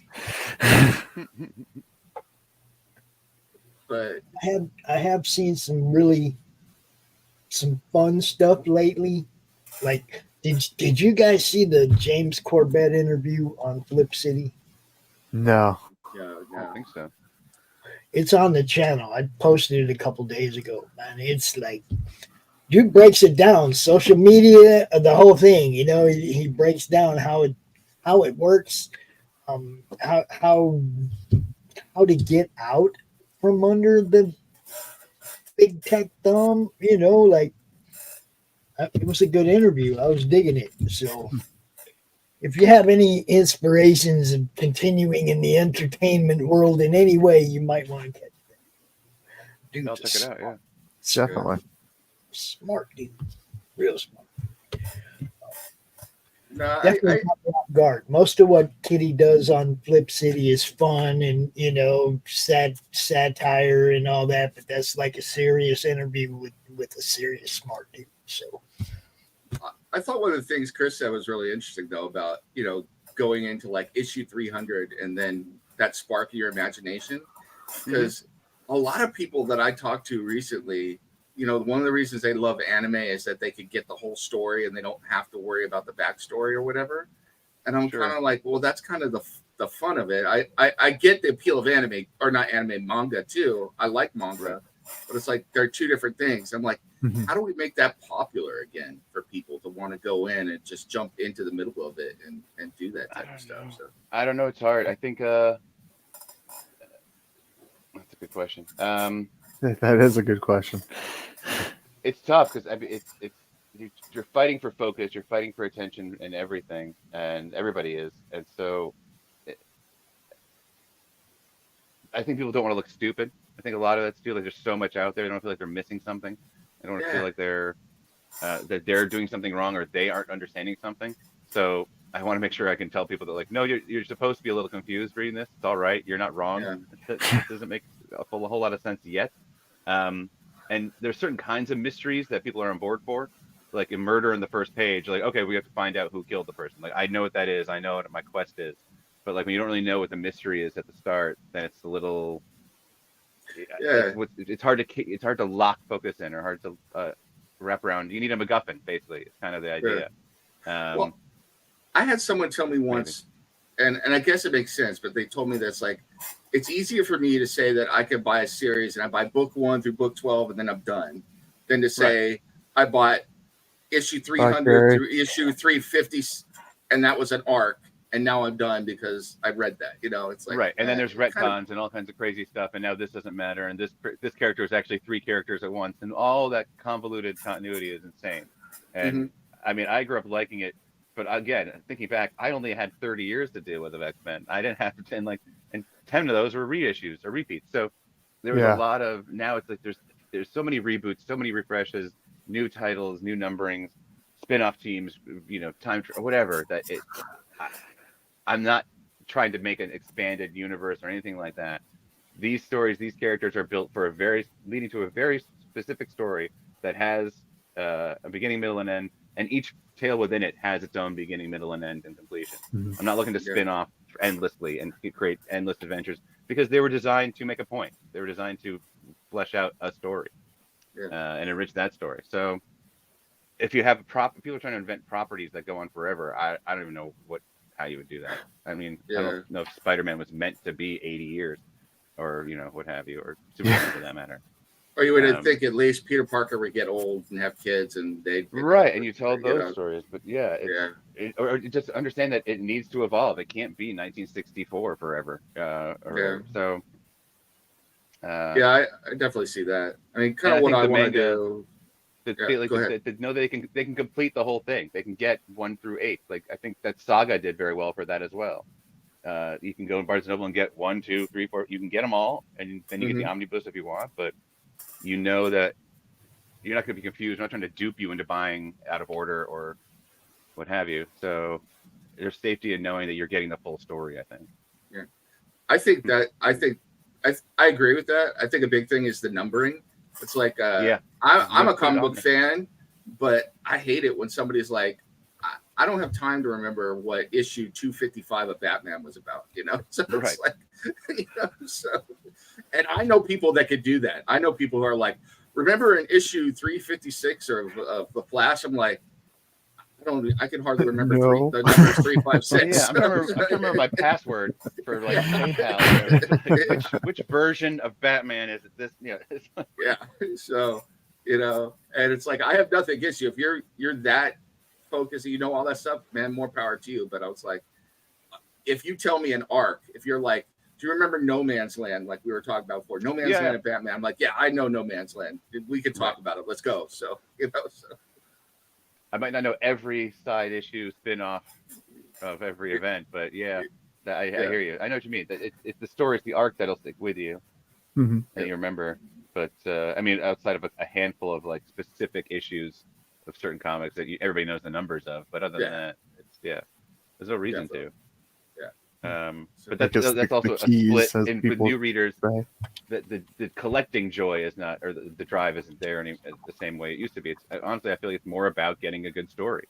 It's about finding No Man's Land. It's about being like, remember everybody you knew growing up. Well, I've got Spider-Man #1. You're like, okay, no, you sure, okay. I mean, the reprint, the one like what the Tom McFarlane Spider-Man. Okay, good luck. Or I got X-Men. I got 4 copies of X-Men #1. I'm set. And you're like. Or as you got older and you have that one person who finds out you're still into comics and they're like a boyfriend of a friend or whatever. And they're like, well, I have this one. Is this worth anything? I'm like, I'm sorry, dude. No, it's just really not. Yeah. It's just you and everybody else. You and everybody else's brother-in-law has that same freaking comic. Yeah. So like that speculator boom back in the day, it's got a lot of people into it. But I don't think that's not what's drawing people in now. Now the kids want story. They want a little romance, a little tale. They want something that they can see themselves in, I guess, or I don't know. Are you like me when I remember I wasn't upset, but I was like really confused as a longtime comic collector when I think the first book I saw them do this to was The Flash, when all of a sudden it went Flash #1 and it was also like Flash whatever the number was at the same time. Legacy the legacy number and then and I was like, what? And they're like, yeah, everybody needs to buy it because it's the #1. I was like, no, it's not. Right. You know? Yeah, that gets really annoying. I mean, it's the first couple of times, you know, fool me twice, but after the 4th or 5th reboot of DC, and you know, within 3 months, it's another new #1, and then and then when they needed the anniversary to hit a round number, they're like, well, I know we're only we're volume 7, issue 14, but it's actually issue 800. You're like, oh, great. Yeah. Okay. Yeah, I know somebody. I know exactly what you're talking about, though. I knew someone who came to me and said they had Superman #1. I was like, "Holy crap, you're rich, man!" And Yeah, it was like it was a Superman #1. right. Or like Man of Steel #1. Or like DC Rebirth or whatever. Yeah. Yeah. So, Yeah, this really old writer, Grant Morrison, I think, wrote it. It's really good. It's really good. And it's art. It's so old school. It's like Frank Whitley. It's so. My dad loves it. yeah. Big fan, Frank Whiteley, by the way. He's one of my biggest Hey, influences. come on, people. It's $35. $35? Sweet. Here we go. $35 from Funny. Oh, Come man. on. Come on. Let's get it done. Get her done. Awesome. Get her done. Yeah, Great. it's one of those things, but this looks really cool. I love the different looks. I love that magazine. I love 2000 AD. I just wish, it made me sad when you said that your anthology fell apart too, because that's really what I would love to do eventually with the Blood World title is make it. If it became successful, I would like to have up and coming writers and artists be able to be involved with a magazine version to sell smaller stories in like a 2000 AD magazine. So The last one I remember really like Flight. Remember that sci-fi like trade graphic novel? Yeah. I don't remember. They got up there. They did quite a few of those. But I remember, when we don't always look for it at a comic book store, but I'd be at Barnes and Noble or whatever, and I'd always try and find one. This is early internet days, so it wasn't like we had too much, unlike DeviantArt or other like old message boards or what have you. It was hard to find just different, exciting art that just in one place. So I've always liked that about anthologies and like. And the cool part about heavy metal in 2000 AD is they launched a bunch of really people who would go on to do other stuff to become famous, Absolutely. And they would move on and new people would come in, and it was like always cool and fresh, Mm-hmm. So and it's tough storytelling skills. Telling an 8-page or 10, 12-page story is tricky. And but isn't that part of the fun as a writer? I'm just a writer. I'm not an artist. I can draw stick figures and that's about it, but as a writer, that's part of the fun. Trying to figure out how to get it all into 12 pages and leave on a cliffhanger so that people want the next 12 pages, and and make it fun, exciting, self-contained, all these kind of things. Having a beginning, middle, and end, self-contained, that you don't feel like you're some issues. Most of these, my short story, most of my chapters in these issues are like somewhat in media res, like you're coming in the middle of it to some degree. Like I don't spend too much time being like bogging it down with backstory. I think kind of you get what you get from it. Like a lot of who she is, she wears on her sleeve, and of who each one is. So it's kind of want you to be like. This is also isn't necessarily made for the new comic reader. I will say that this is definitely rewarding people who have been reading comics for 40, 50 years. There are inside jokes. There's a lot of tropes that I'm examining and sending up and satirizing. So. You will be rewarded the more you know. Sorry. I guess I'm one of those old farts you're talking about who've been reading comics for 40 or 50 years. But 100%, yeah. But part of the fun is like you were talking about revealing stuff a little bit at a time. I mean, that's part of the fun as a reader and a writer. Is revealing that stuff as it comes. It's like I was telling Pops before you guys came on that I wrote 600 pages of history for my universe in Blood World. Wild. And that's certainly not in 22 pages of the first comic book. Right. But I plan on making some of that available for free over the time, the life of the universe, and then putting some of that stuff in there, and then eventually, if people are interested in it, publishing some of that and backstories and other stuff like that. But we'll see what people want. But that's part of the fun. Is like I have 40 pages of tech stuff, on all the tech. It's like nerd like me, when I'm into tech stuff, I want to buy the tech book and go through it all, So, I got this, Tanner. I got this. And then totally, Would you, Speaking- Tanner, would you draw a picture of the satellite girl for the person that puts you over the funding goal? Would I draw it? Yeah. You, Tanner, would you draw? Oh Would that man, be okay with you, Chris, if Tanner drew something for the person that puts you guys over 2,000? I would not mind that at all. It's one less thing I have to do. But I mean, but yeah. Look, if he wants, Tanner- it's great. when I met I'll- Tanner, the first time I met Tanner, he sat down at the table across from me at the con and he drew Rin. Right.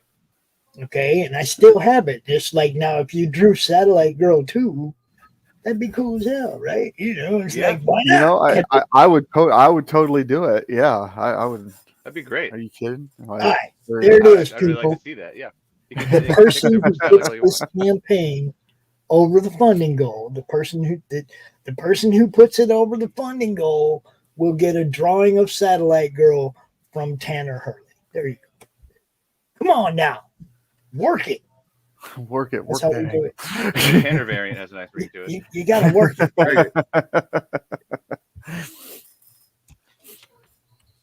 No, I'll definitely draw it up, and that I guess could be the 51st, 52nd backer. We'll get a Satellite Girl sketch from me. Yeah. Oh, yeah. All right, we got dead air.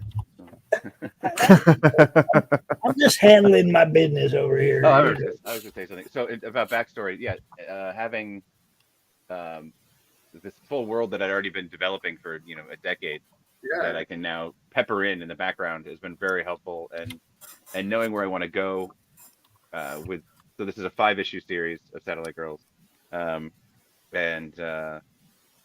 I've written it's pretty much all written. I've got little pockets here and there of like minute details, but I know where I know what the last page is. Let's put it that way. And especially working backwards like this, I have to be planning. I'll go ahead like to the next issue to figure things out. I'm like, oh, it'd be great. I can work that little guy into the previous issue and make it seem like he's older now than he was in the later one. Blah blah blah. So all that kind of stuff is really kind of rewarding and fun, and leaving pockets for that. But it wouldn't be possible without having done all this other backstory and world building. So cool to me. I mean, that's one of the, I obviously like your artwork and you guys seem really cool, so I backed it. But hearing you talk about that stuff is the reason I backed it, because I'm like, there's a world going on there. I want to peek into it. I mean, I even like the idea, I'm not saying that you need to do this. It's you do whatever you want, but it's like referencing other issues, because then I just started imagining. I was like, what happened in Captain Cosmos 745? So it's like, Actually, I probably should do that, because there is something that really would help with that in this issue. Most that might comic people, look, Chris, most comic people are going to be smart enough to know you don't have a Captain Cosmos yet. That's right? true. Yeah, they're not going to be looking for your 700th issue of Captain Cosmos. They're going to get the joke, right? Or it could be like, find out in issue blah blah, blah coming soon. Like, coming soon. Then how about that? Yeah. There you go.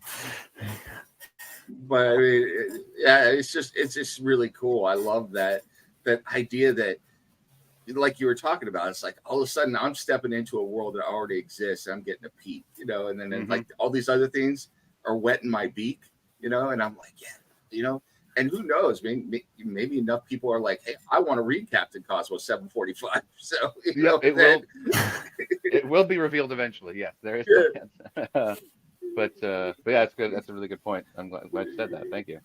Yeah, and then all of a sudden, it's like the first issue of Captain Cosmos ever in this world is 745, and the people in the know why numbering started at 745 instead of 1. So I got it, guys. You can reference any number of any Captain Cosmos comic book that you want to, and then you just make a little 8-page ashcan. Captain Cosmos number 745. Like the companion, just as a bonus. Companion. Sure. What was it? The recent Dark Knight had the little companion books. Yeah.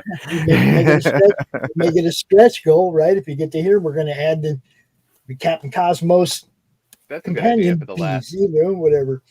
I actually have an idea for that. That's pretty fun. This is what I do, Chris. This is what I do. You let me go, and I'm gonna figure out ideas for ways to make things work. That's You know, we can make Captain Cosmos happen. We don't have to make 745 issues. We can make an ASCAN called Captain That's very Cosmos. true. Yeah. 745. The one people won't let you see.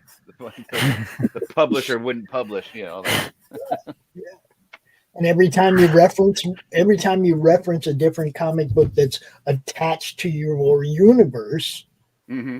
you just make a little ASCAN of it until you're ready to start doing books of that. It's a way to introduce characters, all kinds of stuff, right? That's not a bad idea. I'm writing that down. ASCANs, brother. I only say that like because I the idea of collect ASCAN. them, but you know. Tanner does. I collect ASCANs. Have them Of made at course I do. Kinko's for pennies on the dollar. Yeah, right. Dude, I got one of them. It was red construction paper. What was it? Bloodshot. It's made out of red construction paper. I got one of theirs, dude. Oh man. For the I love movie, that. It didn't Bloodshot? decompose. Yeah. or for the comic? For the comic. Oh wow. I love ASCANs. I got a bunch of them. I was watching something the other day. It was a Corridor Crew, and they were trying to recreate Dune, like a short. They were doing a short movie of Dune, and they were looking for. I guess when they released Dune 2, they had a special, trash can with a cover that was a plastic sandworm, and they're sold out everywhere, and they're trying to find one. It was the popcorn bucket. Yeah, popcorn bucket. And on Amazon, just to get the plastic top. Fleshlight popcorn bucket kind of. Yeah. It was like $150 just for that little plastic piece that looks ostensibly wrong. I was like, man, people will collect anything. So, It became like a meme, it became a whole joke that like people are buying the bucket, not going to the movie, taking it home, taking it to prom and stuff. It was a whole running thing. And like, I think Deadpool and Wolverine released. I think like Boss Logic made a fake bucket for them where it's basically doll mouths on Wolverine and Deadpool's head, like for the butter to be added. Yeah. Although, I'll tell you, one of the things I never understood. This is like off topic, but never understood about all those comic movies was why they didn't try and tie the actual comic properties more into the movies. Like one of the coolest things, I went to see that Shazam movie, and I got a free copy of Shazam #1. It was the New 52 #1. We were talking about #1s, but I got a comic book out of it, and I saw all these little kids getting the comic and were excited about it at the movie. I'm like, why didn't you do that at every one of them? So when Sony had, honestly, for Avengers and stuff, yes, Marvel definitely 100% should have. But like when they didn't have the rights to Sony and I said X-Men and all these things, like Spider-Man, what have you, they wouldn't get any returns on the sales of that. So like, and also you have to like find a way to sell the comic in the AMC or in a movie theater at the concession stand. I guess people buy a comic there, and that's a whole other split of the profits. And it's probably not worth it. Well, they were giving them away as free advertisement at the Shazam movie. Right. So, there you go. Yeah. Yeah. So, I mean, selling the comics and everything, that'd be a whole other thing. I feel bad. I know somebody who owns a movie theater, man, and he's told me about the returns on what they make. And it's like, they don't make anything. So the movie theater. No, not only that, they don't, even if they let them keep the movie posters, they're not allowed to sell them. They're not allowed to do anything with them. I know, because I have a bunch. Yeah. Basically, the only money that the movie theater owners make because of the deals they have to sign is concessions. Yeah. They don't make anything off the movies. So. Now, just the other day on the show-offs, we were talking about the Venom movie where they gave away comic books. That first Venom movie.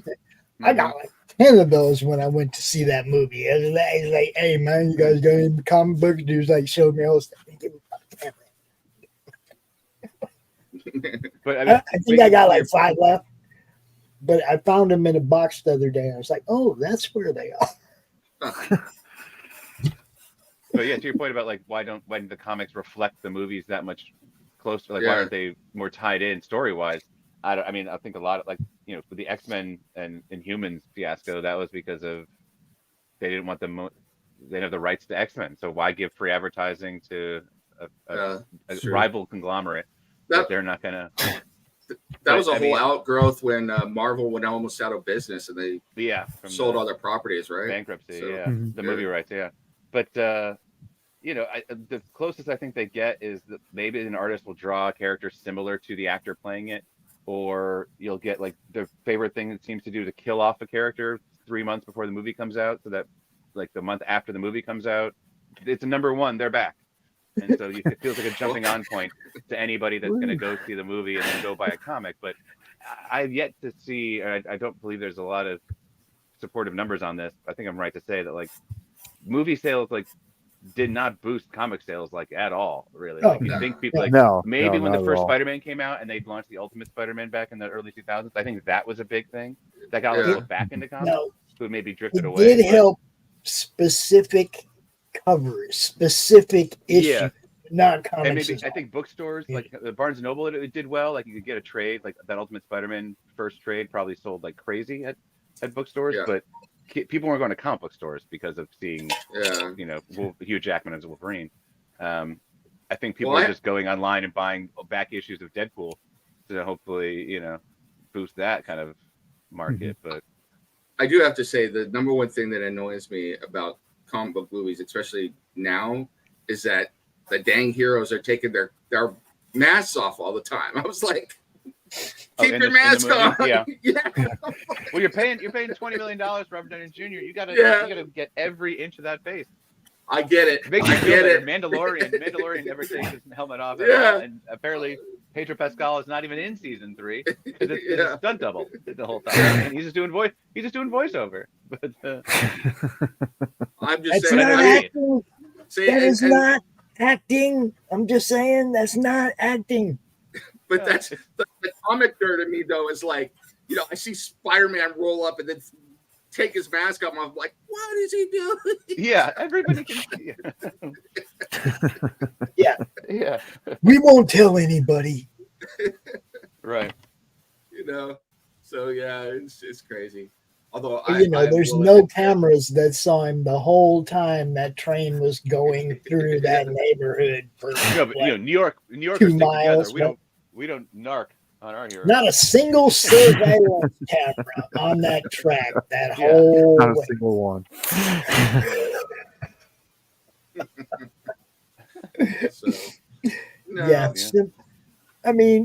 Some of it's just dumb, and it's because the people doing it don't care about the source. Mm-hmm.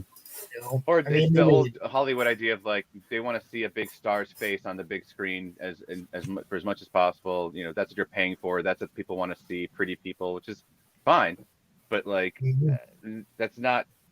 I mean, I think gradually get away from that. But also, it's also the star or their agents. Like, no, if my guy's going to be in it, you show his face.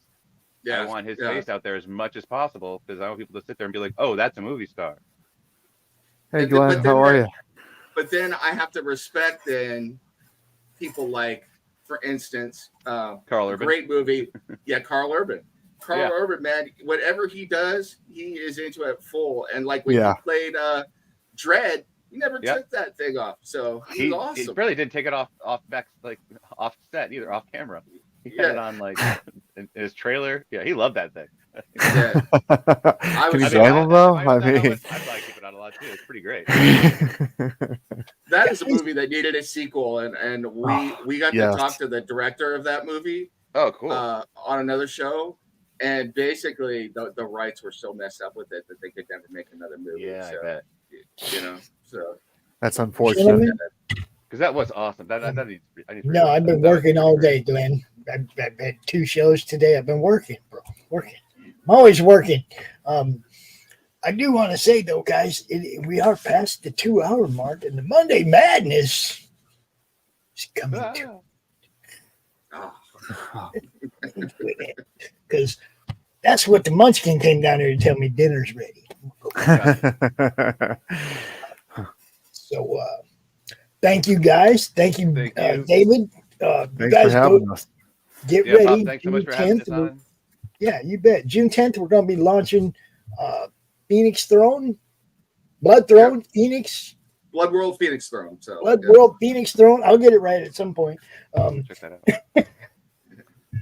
We're going to be launching that right here on Monday Madness in 2 weeks. Thanks for coming out. Chris. Absolutely. Didn't really get a chance to meet you when you were on Doc's show, but it's good to meet you. You Tanner, do. it's always good to see you, my friend. Thank you. Good to be here. Yeah, look, you guys, look. The person that puts this one over, they do it really quick. Do it really quick. Tanner might give you a sketch. No, he will. He will. I'll make it happen. Yeah, put it over the Funny Gold, man. He will get with you. He will send you a sketch with your book. It's what we do. We try to make things happen. Make it happen. Y'all have a great night. Thanks for coming out. Chris, where can they find you? You can find me on Instagram. See my name right there at CJOLET. I'm kind of on Facebook here and there, and I post on Reddit pretty regularly as well. Or, go to kickstarter.com/ Mr. Howard. You can find me on Instagram, Facebook, and X at Nemesis FC 2. So not that interesting about the name. It's just a soccer team I used to play on, but there it is. So. What can I tell you? Tanner. Hey, you can find me on social media. You can find me for Tanner Hurley. You can find me here on the Madness. That's right. Doc Blalock show, Doc's Coffee Shop every Wednesday. That guy hangs out with him. It's always a good time. You guys check it out. Awesome. I'm out of here. Y'all have a good night. I will reschedule the unboxing with Corissa Grant at her convenience. Y'all have a good night. Peace. Good night. All right, everybody. Good night. Glamorized and embraced by Hollywood, feared in the underworld, Benjamin Bugsy Siegel was one of the most powerful men in America. He was also one of the most hated. The man who gave birth to Las Vegas was gunned down in the luxurious home of his glamorous lover. Almost 80 years later, his murder remains unsolved. Who killed Bugsy?